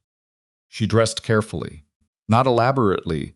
She wasn't performing anything, and she knew the difference between dressing to impress and dressing to be taken seriously, which were not the same thing and required different choices. Dark wool, good boots, her hair arranged with the same practical neatness she gave it every morning. She looked at herself in the small mirror above the washstand and saw exactly what she was. Capable woman in her 30s who had done serious work and was about to present it in a public room full of people who had already been given reasons to doubt her. She went to the kitchen and made coffee. Gideon came down 20 minutes later, dressed in his good coat, which she'd seen him wear exactly twice since September. He looked at her at the stove, and she looked at him, and neither of them said anything for a moment. There was a shared steadiness between them that morning that didn't require words, the kind that comes not from certainty about outcomes, but from the mutual knowledge that both of you have done the preparation and the rest is outside your control. Decker's bringing the wagon around at 7, he said. I know. She poured his coffee. He sat at the table with it and looked at the document case she'd set beside the door the night before. Organized, latched, ready. The Pembertons are meeting us at the courthouse at 8, he said. Harwick said he'd be there by 8:30. Margaret Hensley said she'd be there when she got there. That's fine, Lenora said. Vance's clerk confirmed the Territorial Archive witness will be present. That's the piece I was most concerned about. A live witness who can speak to the intake log, Gideon said. Not just the document. Crowell's attorney will argue the document could have been misread, misfiled, any number of clerical explanations, she said. The archive witness can testify to the procedure. 2 independent clerks, 2 separate entries, a binding stamp that cannot be applied retroactively because the stamp mechanism is physically held in the territorial office and has been since 1883. She wrapped her hands around her own coffee cup. He can argue around paper. He can't argue around procedure. Gideon drank his coffee. What's his attorney's name, he asked. Fletcher Gould, she said. He's handled Crowell's land acquisitions for 12 years. He's good. He'll be organized and he'll be aggressive, and he'll make this about me, for as long as Vance allows it. And when Vance stops allowing it, then it becomes about the evidence, she said. And the evidence is what it is. The Sulphur Creek Courthouse was a 2-story building with a pressed tin ceiling and wooden benches that had been worn smooth by 30 years of people sitting on them with various degrees of anxiety. The main hearing room held perhaps 80 people comfortably. By 8:45, when Lenora came through the side door with Gideon and Decker behind her, there were already more than that, with people standing along the back wall and crowded into the doorway. She had not expected this many people. She kept her face composed and her pace even, and walked to the table Vance had designated for the inquiry's principal witnesses. She set the document case on the table and opened it without looking at the crowd, because looking at the crowd right now would be a mistake. She knew what she'd see the same mixture she'd been navigating since September, the curious, the skeptical, the few who'd already decided, and somewhere in the arrangement, Thaddeus Crowell. She heard him before she saw him. Not his voice, a different kind of signal, the particular shift in ambient noise that happens when a room acknowledges someone it considers significant. She looked up. Crowell was at the opposite table, speaking quietly with Fletcher Gould. He was a large man, somewhere in his mid-60s, with the solid, well-maintained look of someone who had been powerful, long enough that power had become his natural posture. He glanced across the room, found her, and held the look for exactly long enough to communicate that he was not concerned. Then he looked away. Gould was already arranging documents. He was younger than she'd expected, early 40s, lean, with the precise and economical movements of a man who'd learned that wasted motion in a courtroom was wasted advantage. He didn't look at her at all, which was its own kind of message. Millard Vance came in at 9:05, and the room settled. He was brief in his opening. This was a county inquiry, not a full court proceeding, and his authority was investigative rather than judicial. He would hear evidence, examine documents, and issue findings. Findings could be appealed to the territorial court. He wanted orderly presentation from both sides, and he would not tolerate the hearing becoming something other than what it was. Gould was on his feet before Vance finished. Mr. Vance, before we proceed, I'd like to raise a preliminary matter regarding the competence of the inquiry's primary witness. Vance looked at him over his papers. Miss Vail, Gould said, turning to address the room rather than Vance, which was a technique Lenora recognized immediately, was placed at Iron Mesa Ranch through an employment agency. Her qualifications were represented to include experience in estate management and land record analysis. I have here, he produced a document, a letter from Whitfield Employment, indicating that a formal complaint has been filed regarding the accuracy of those representations. Lenora kept her hands flat on the table. Mr. Gould, Vance said, with a patience that had an edge underneath it. The competence of a witness is a matter I'll determine through examination.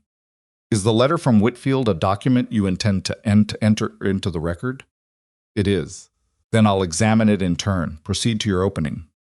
Gould's opening was efficient and targeted. He didn't attack the evidence directly, not yet. He spent 8 minutes building a picture of Lenora as a person with a motivation to fabricate, a woman from a failed Kansas placement, seeking security in a wealthy household, who had found in Gideon Harrow a recently widowed man in a vulnerable condition and had systematically maneuvered herself into his accounts, his household, and his confidence. Crowell filing discrepancy, suggested, was either a clerical error that she had deliberately inflated, or, and he left this with the particular emphasis of a man who wants the room to complete the thought themselves, something she had manufactured to make herself indispensable. The room was very quiet while he spoke. Lenora watched the faces along the side wall. Some were attentive in the neutral way of people trying to form opinions. Some showed the small, specific expressions of people who had already formed one and were finding confirmation. She looked at Gideon, who was seated directly behind her. He was watching Gould with the expression of a man listening to someone say something he knows to be false about a subject he knows well. When Gould sat, Vance turned to Lenora. "Miss Vail," he said. "You may present." She stood. She did not look at Crowell. She did not look at Gould. She looked at Vance, because Vance was who mattered in this room, and she spoke in the clear, level voice she'd used every time she'd sat across a table from someone who needed to understand something complicated and didn't yet. "Mr. Vance, members of this inquiry, I want to be direct about something before I present the evidence. Mr. Gould has characterized my work at Iron Mesa as a form of manipulation conducted for personal benefit. I'm not going to spend time arguing about my character, because my character isn't the subject of this inquiry. The subject of this inquiry is a document bearing a filing date of September 1887 that was not received by the Territorial Archive until March 1890. That discrepancy is either a clerical error or a deliberate falsification, and the evidence will tell you which." She opened the document case. "I'll begin with the document itself."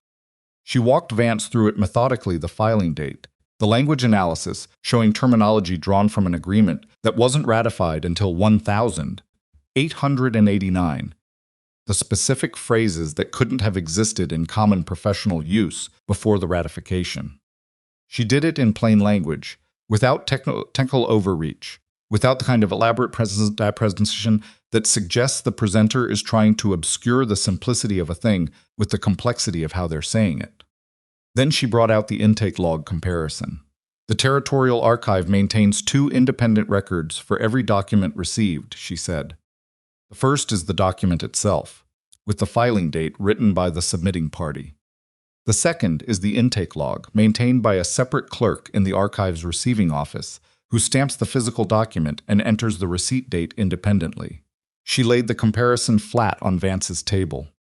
"The intake log shows a receipt date of March 14, 1890. The binding stamp on the original document, which I'll ask the archive's witness to speak to directly, shows the same date. The filing date written on the document face shows September 14, 1887.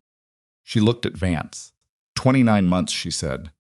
"That is not a clerical error." The archive witness was a man named Gerald Pruett, no relation to the agency representative Crowell had sent in December, a coincidence of name that briefly and unpleasantly registered when Vance introduced him. He was in his 60s, a longtime employee of the Territorial Archive, and he testified about the binding stamp procedure with the dry precision of someone who had enormous confidence in the process he was describing because he had participated in it thousands of times. Gould cross-examined him for 20 minutes, looking for a crack in the procedure. He didn't find one. The binding stamp mechanism had not left the Territorial Archive since 1883. It was operated by a dedicated clerk. The stamps it produced included a date setting that was adjusted each day in the morning and could not be retroactively changed. A document stamped on March 14, 1890, bore that date because it was physically in the archive on March 14, 1890, and for no other reason. Gould sat. The room had shifted. Lenora could feel it without looking at it directly, a change in the quality of attention, the way a group of people moves from processing a narrative to processing a fact. Then Gould stood again. "Mr. Vance, I'd like to address the Kansas matter." Vance looked at him. The characterization of Miss Vail's background is relevant to her judgment, and the weight the inquiry should give her interpretations, Gould said. The archive's binding stamp procedure is not an interpretation, Vance said. It is a documented physical process testified to by an independent witness. You may address whatever you like, Mr. Gould, but I want you to understand that my findings on the evidentiary question are not going to be altered by character evidence. It wasn't a ruling in her favor, not yet, but it was Vance drawing a line between the evidence and the narrative around it, and the room heard it. Gould presented the can smasher anyway. He presented it cleanly, the accusation without the resolution, in the way Lenora had known he would. Property owner's claim, financial impropriety, the implication of a pattern. Vance let him finish. Then Vance produced the Kansas County court record that Lenora had asked him to request 6 weeks ago. He read the resolution into the inquiry record. The accusation had been investigated, found without supporting evidence, formally withdrawn. Property owner had subsequently been found to have made similar accusations against 2 other employees. The full record showed a pattern, but it was not the pattern Gould had implied. Gould was quiet for a moment. The existence of a resolution doesn't eliminate the fact of an accusation, he said. No, Vance agreed. And the existence of an accusation doesn't establish the fact of wrongdoing. I think we can agree on both points and move forward. He looked out at the room. I'll hear from the neighboring property owners, he said. Thomas Harwick stood with the help of a cane and the water contract in his other hand, and spoke in the slow, careful voice of a man who had decided that he was going to say the thing exactly right because he was only going to say it once.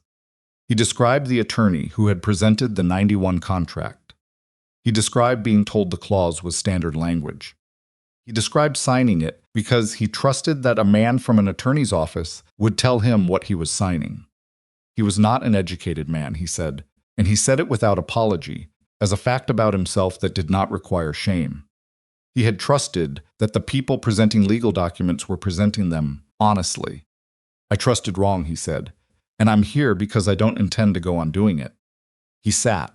Roy Pemberton came next with his survey documents and the markers that didn't match, and he was considerably less restrained than Harwick.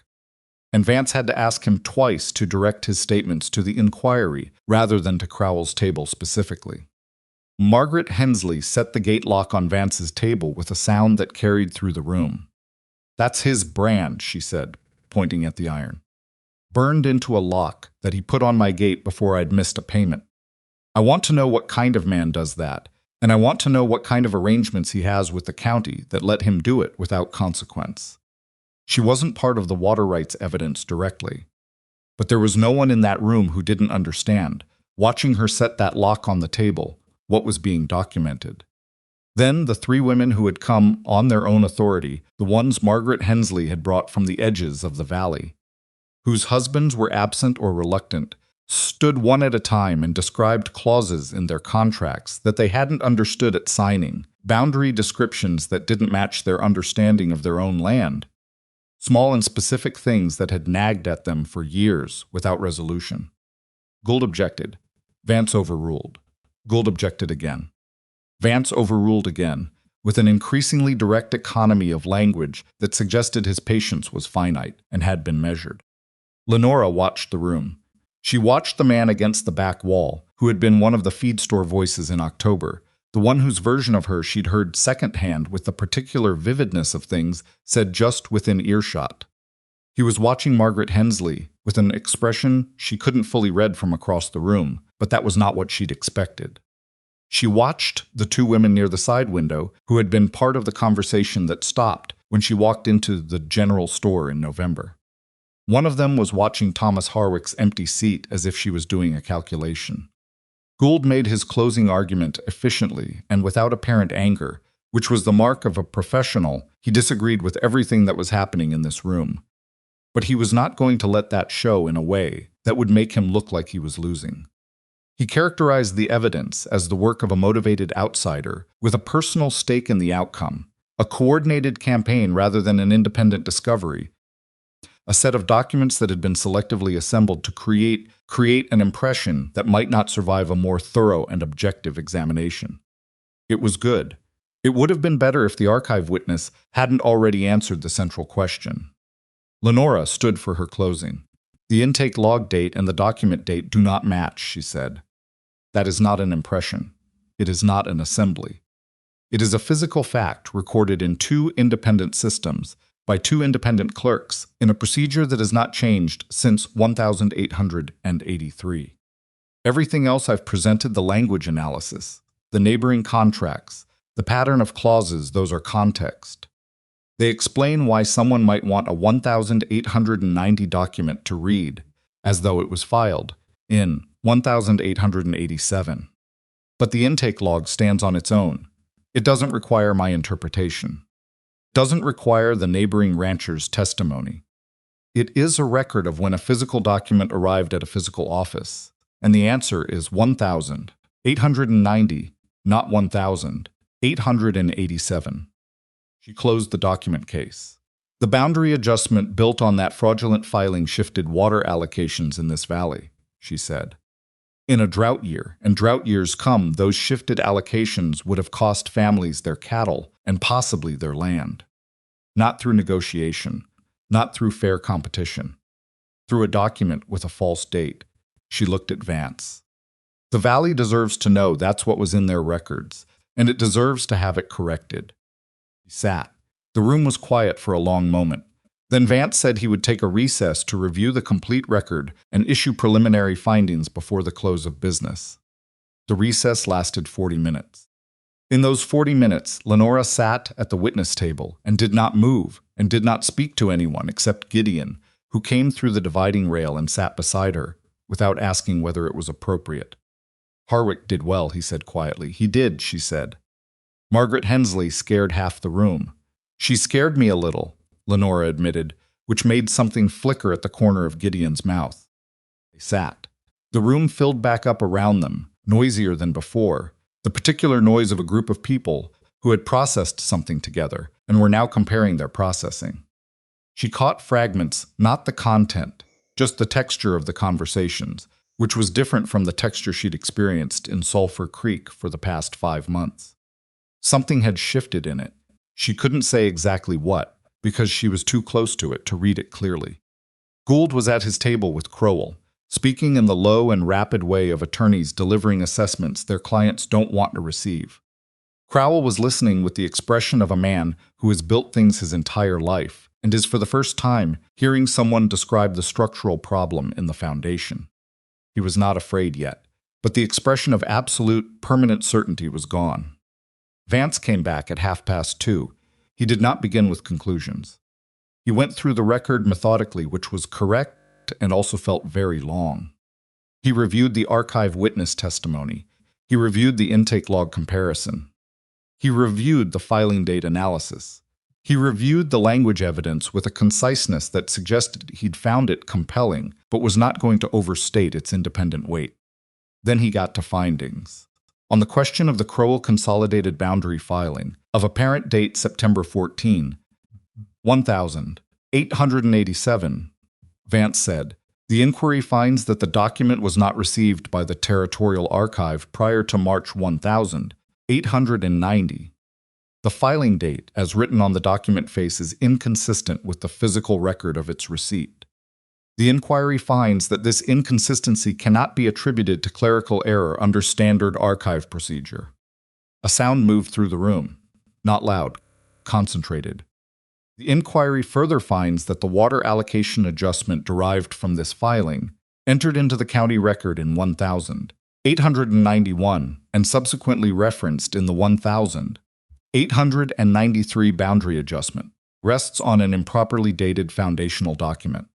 The inquiry therefore recommends that the 1891 allocation adjustment and the 1893 boundary adjustment be suspended pending territorial review of the foundational document's provenance.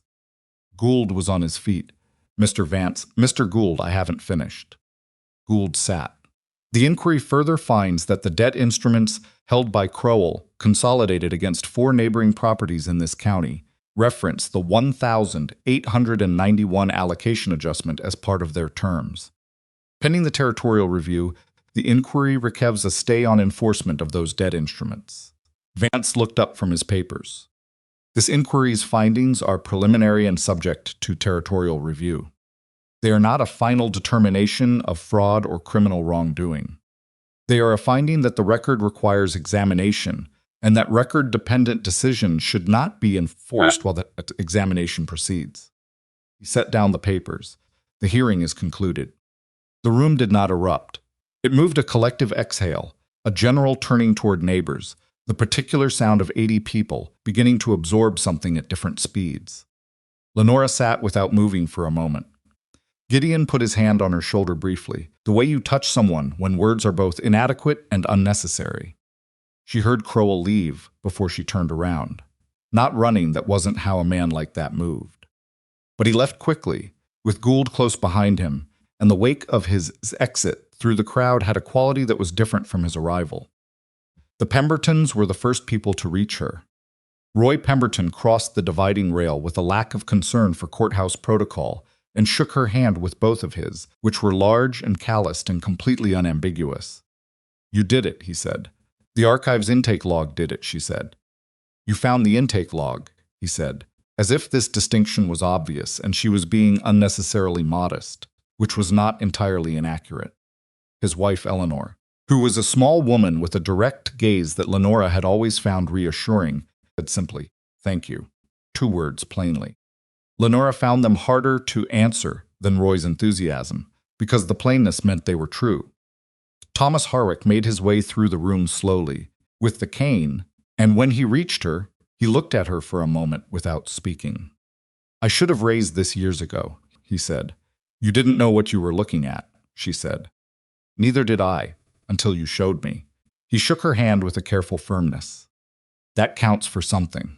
Margaret Hensley appeared beside her at some point and stood there without speaking for a moment, looking at the room. "Sulphur Creek is going to have to figure out what it thinks of you," Margaret said finally. "That's been true since September," Lenora said. "It's different now," Margaret said. Before, they were deciding what to think about a stranger who'd shown up at a widower's ranch. Now they're deciding what to think about the woman who found what nobody else was looking for. She turned to look at Lenora directly. "Those are different conversations." "I know," Lenora said. "You ready for the second one?" "I've been in it for a while," Lenora said, and Margaret Hensley made a sound that wasn't quite a laugh and wasn't quite not one. They drove back to Iron Mesa in the wagon. As the sun moved toward the western ridgeline, the 4 of them, Gideon, Lenora, and Decker, with Pryor, who had come to town on an errand and ended up staying for the hearing and was now riding with them in a silence that had a different quality from his usual silences. He'd been there for all of it, Lenora realized. He'd sat against the back wall and watched the whole proceedings. "About 3 miles out of town," he said, without looking at anyone directly. "I didn't think you'd actually be able to do it." Decker looked at the road ahead. Gideon didn't say anything. Lenora looked at Pryor.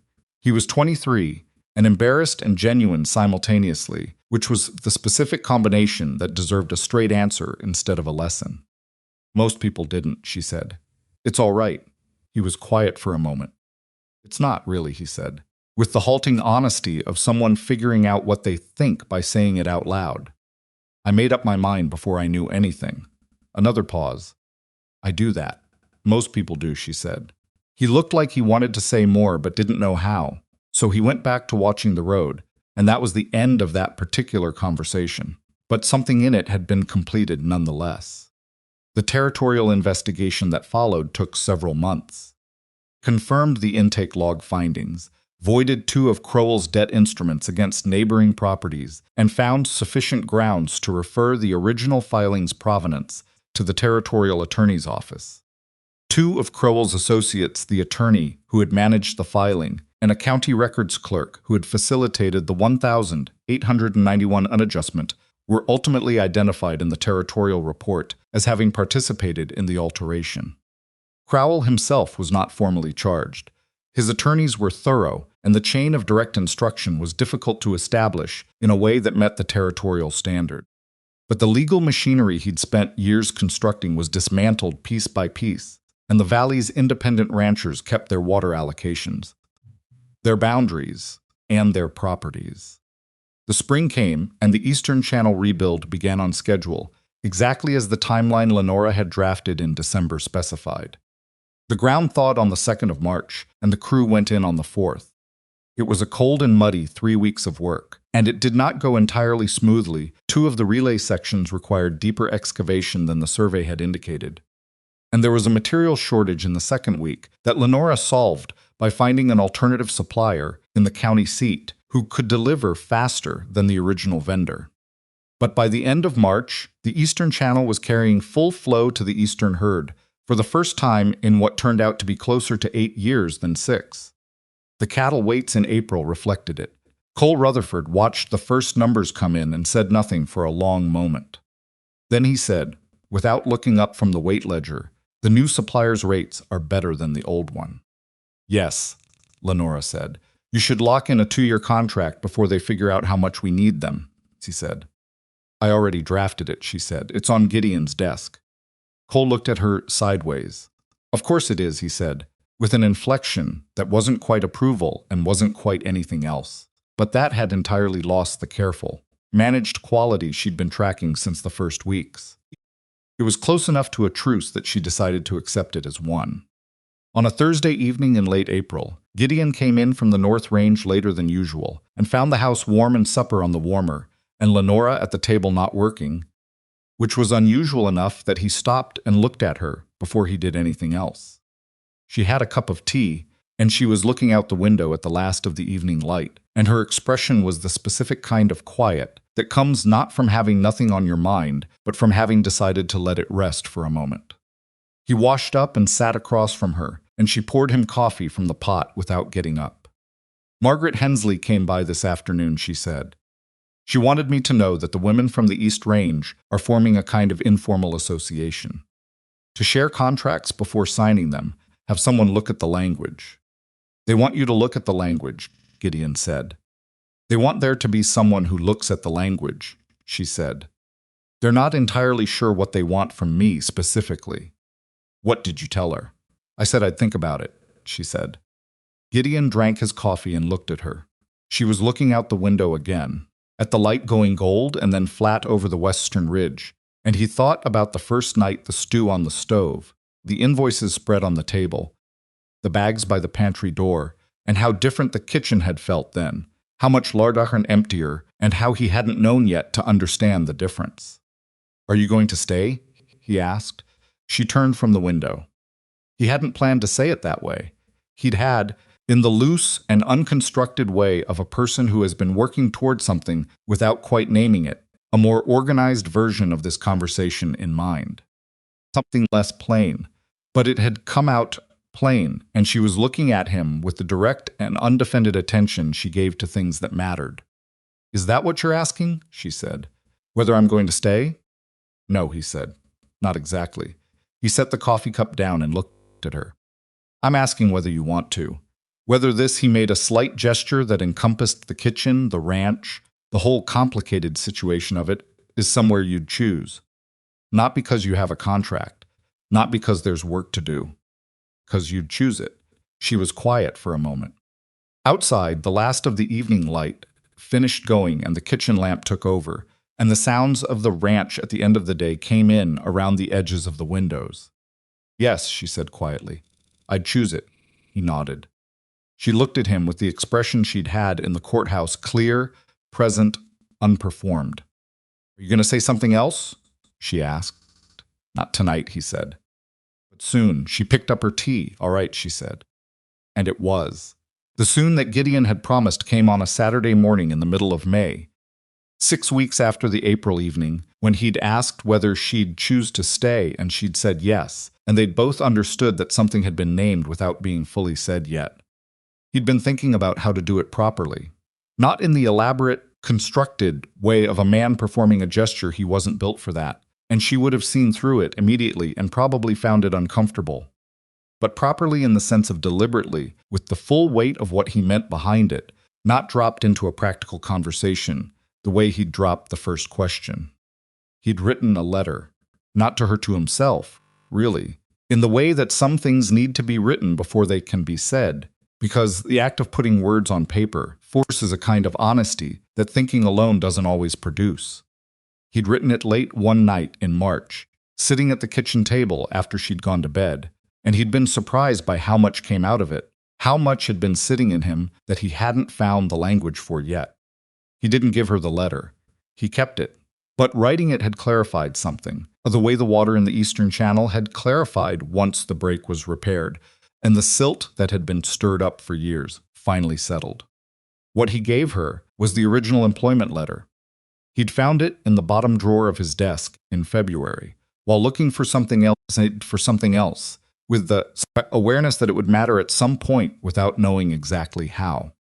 It was the letter he'd written to Whitfield Employment in the winter, the one composed during the loneliest night of that particular stretch of lonely nights, the one he'd tried to cancel and couldn't, the one that had produced Lenora Vail arriving at his back door on a fall evening with 2 traveling bags and a calm that hadn't wavered since. He'd read through it that February night with the particular discomfort of reading something you wrote when you were less defended than you usually allowed yourself to be. The request was practical on the surface, someone capable to assist with household management and ranch accounts. But the word he'd used in the final paragraph, the one she had quoted back to him on the first night, was underlined now.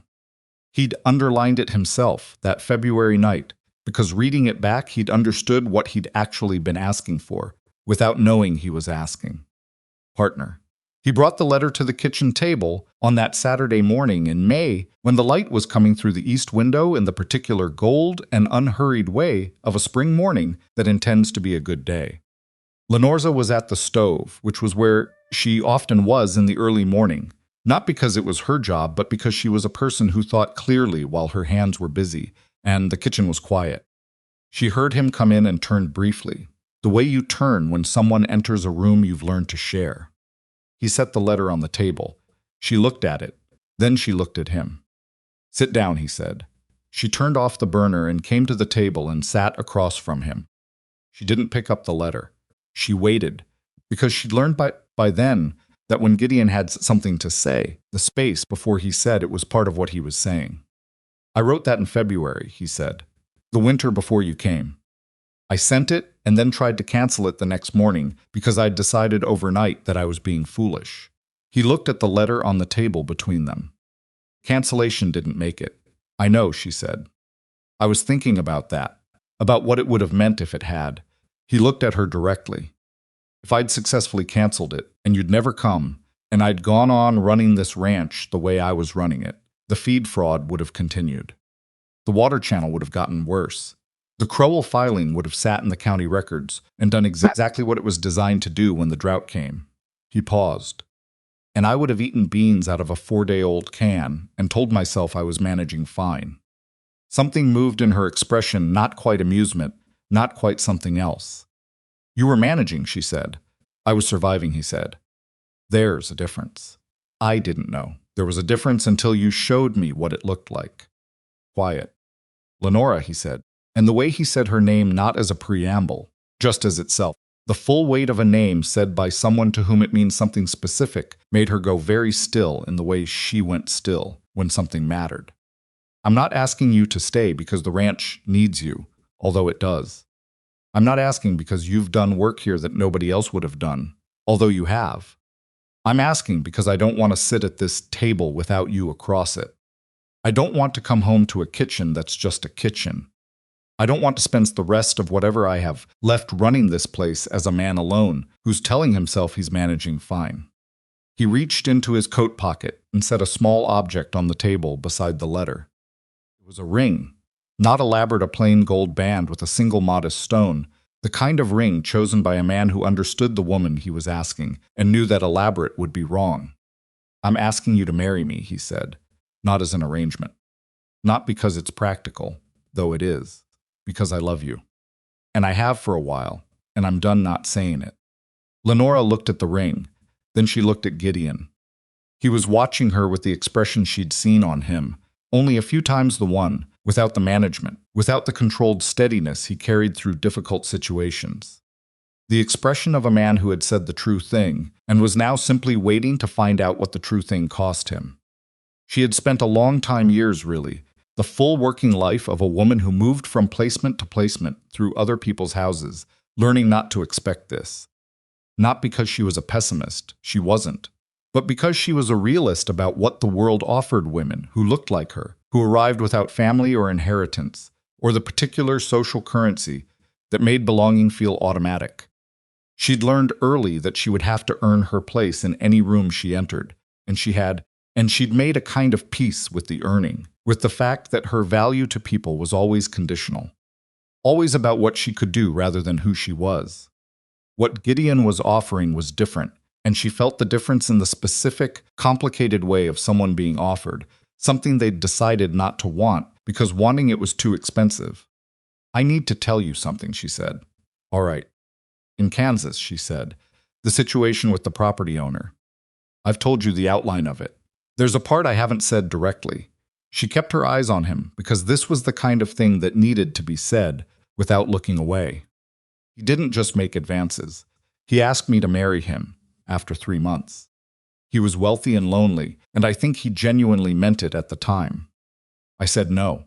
Not because there was anything wrong with him specifically, but because I understood, even then, that he was asking the woman who ran his house so well, not the woman who happened to live in his house. There's a difference." She paused. "When he turned on me afterward, the accusations, the story that followed me, part of why it hurt, was that I had almost let myself think it was the second kind. And I'd been wrong." Gideon didn't say anything immediately, which was correct. "I know what kind of thing this is," she said. "I know it's different from Kansas. I've known you for 8 months. I know how you think and how you work and what you look like when something's bothering you that you haven't said yet. And I know the difference between a man who values what I do and a man who values who I am. You're the second kind." She looked at the ring on the table. "I've known that for a while." "Then what is it?" he asked quietly. "It's that knowing something is true and letting yourself have it are two different things," she said. "I've been very good at the first one for a very long time." He reached across the table not to take her hand, just to set his own near enough that the choice was available. "I'm not asking you to stop being careful," he said. "I'm asking you to decide that careful doesn't have to mean alone." She looked at his hand on the table.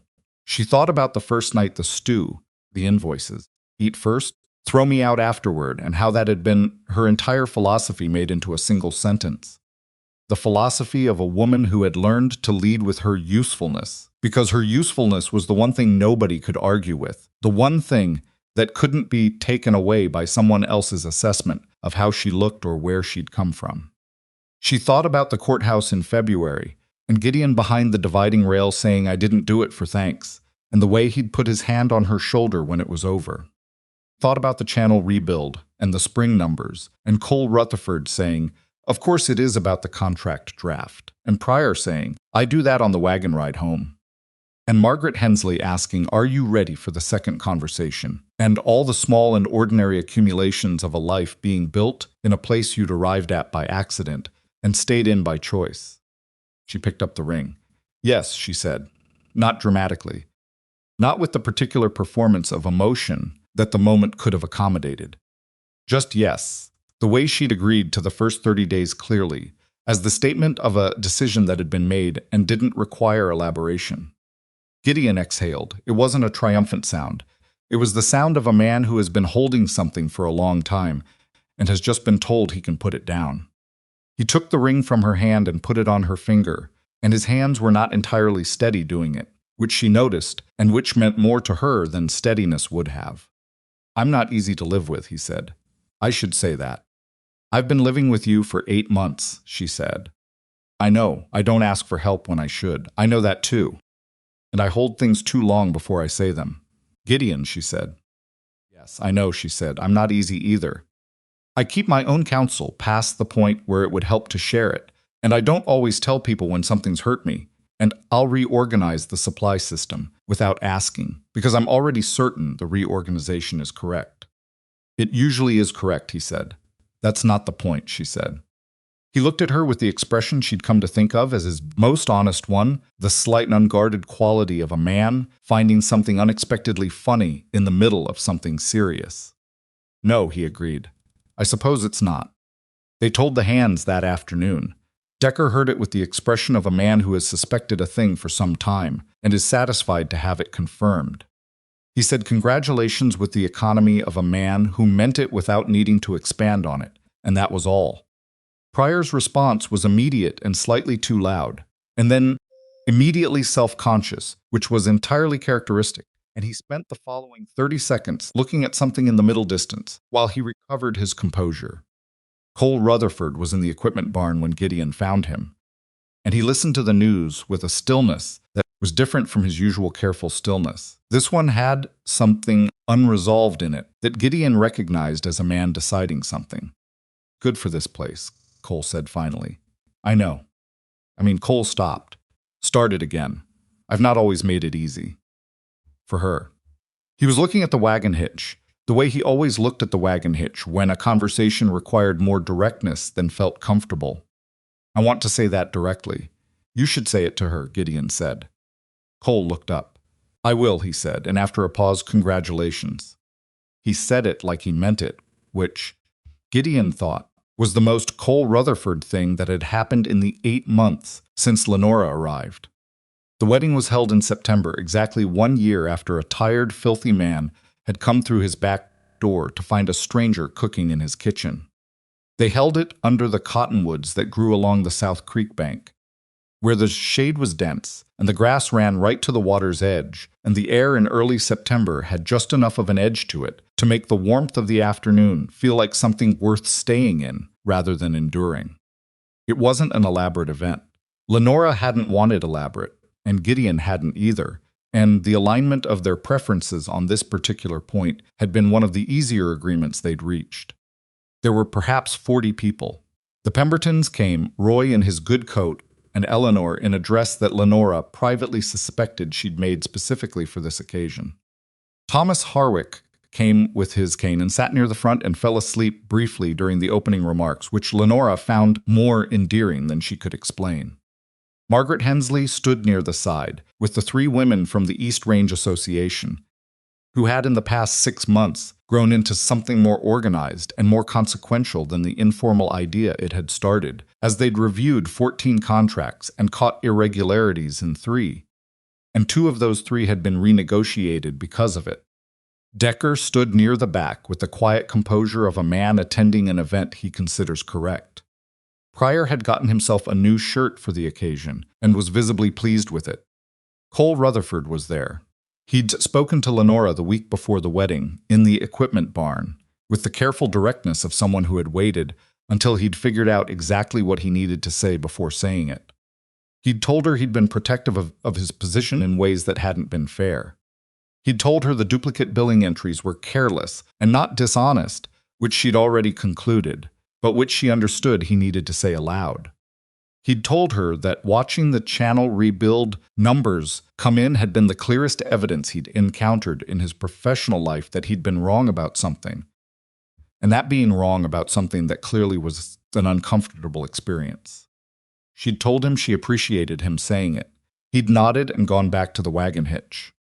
It was the best conversation they'd ever had, and it was, she suspected, approximately the best conversation they were going to have, which was fine. She didn't need Cole Rutherford to become someone different. She just needed to know where things actually stood, and now she did.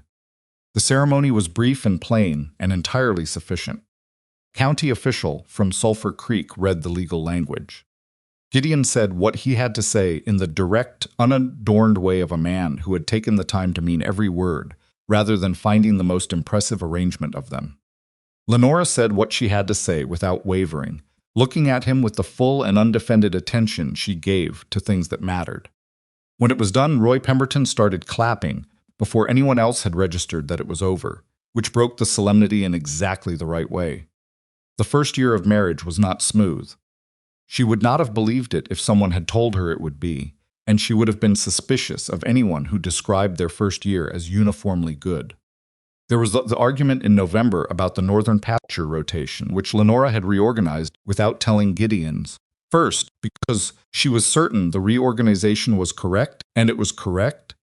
But his point was that being correct wasn't the same as consulting the person who owned the pasture, and that point was also correct, and it took them 3 days to get to the place where they could both acknowledge both things simultaneously. There was the harder conversation in January, when a letter arrived from Kansas from the property owner, now elderly and apparently moved to write conciliatory correspondence, and Lenora read it and didn't tell Gideon about it for a week. And he noticed something was off and didn't ask for 4 days, because he was trying to give her space. And by the time they actually talked about it, they were both frustrated in the particular way of two people who are trying to be considerate of each other and have miscalculated the method. "You can just ask," she told him. "If something seems off, you can ask. I'd rather tell you directly than have you manage around me." "I was trying not to push," he said. "I know," she said. "Push anyway. I can handle being pushed," he filed that away. Filed away the corollary that when something was sitting on her, she needed to say so, rather than waiting to be noticed. These were not dramatic revelations. They were the ordinary, necessary adjustments of two people, learning the actual shape of each other's interiors rather than the shape they'd presented during the period when they were still, in some sense, on their best behavior. The best behavior period had been long 8 months of professional relationship before the marriage, but it turned out that even 8 months of close observation doesn't tell you everything, because some things only come forward under the specific pressures of genuine, declared intimacy. She thought, in the second year, that the willingness to have those adjustments, to notice the friction and stay with it, instead of smoothing it away or leaving, was what actually made something a partnership rather than an arrangement.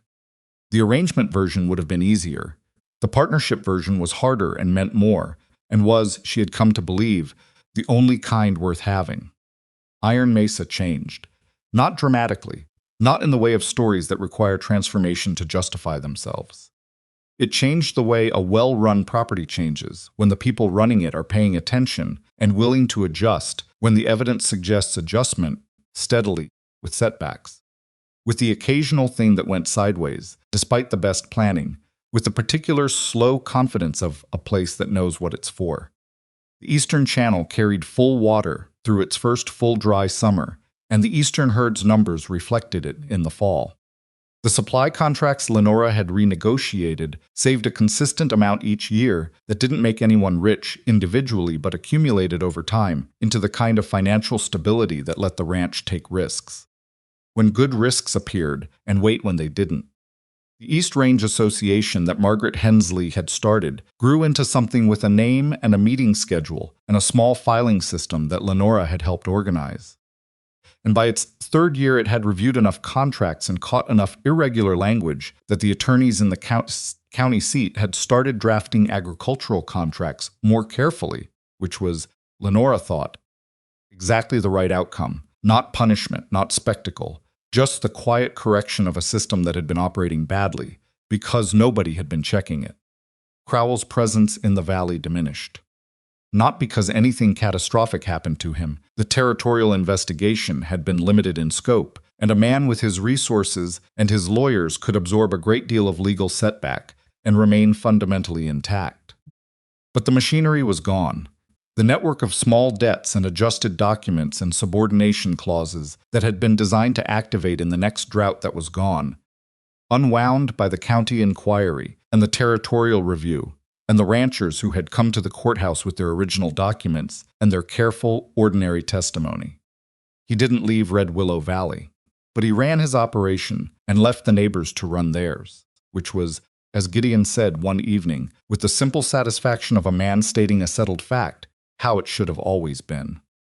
There was a moment, 2 years into the marriage, that Lenora thought about afterward when she thought about what had actually changed. It was an ordinary Tuesday. Nothing significant was happening. Gideon had come in late from the North Range because one of the spring calves had gotten separated, and it had taken longer than expected to locate, and by the time he came through the back door, supper had been kept warm for an hour, and Lenora had given up waiting and eaten at the table while she worked on the East Range Association's contract review schedule. He came in dirty and tired, the way he'd come in on the first night, and she got up without being asked and took the warm supper off the stove and set it on the table and sat back down across from him with her paperwork. He ate. She worked. After a few minutes, he said, without particular emphasis. The Calloway family's youngest is looking for ranch work. Roy Pemberton mentioned it. How old? She asked, still looking at the contract in front of her. 17. Strong kid, Roy says. We could use someone for the summer on the East Range, she said. If he can take direction. Roy says he can. Tell him to send the boy over, she said.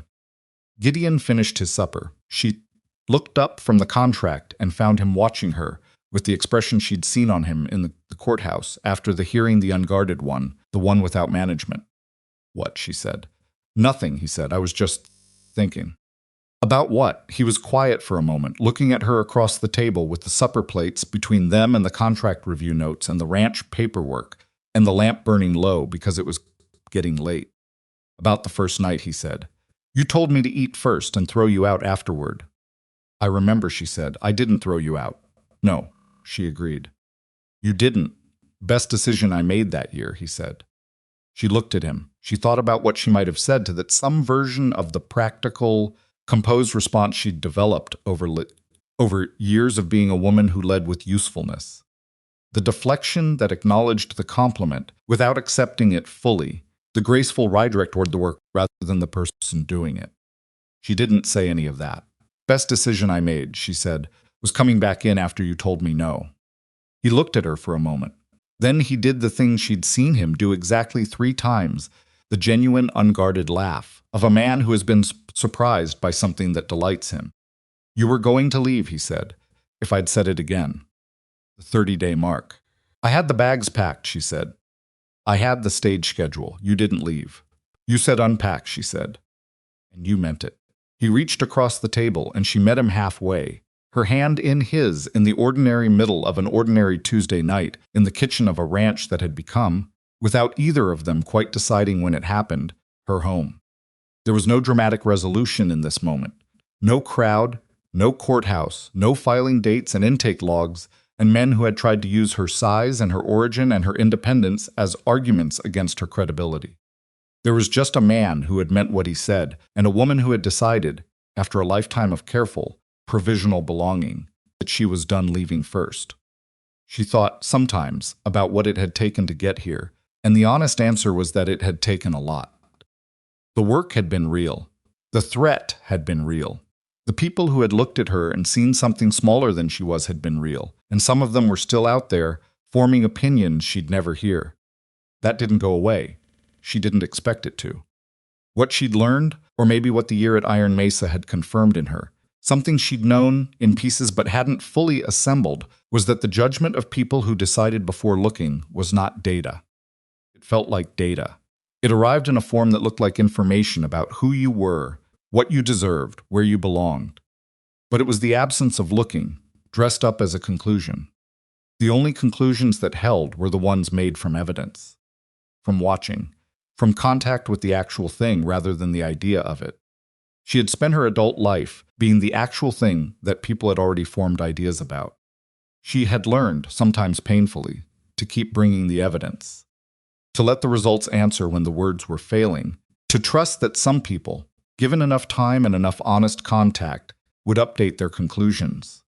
Not all of them. She'd learned that too. Some people were committed to their first impression with the specific stubbornness of people who know, on some level, that the revision would cost them something they weren't willing to pay. But enough of them. Enough in the end to matter.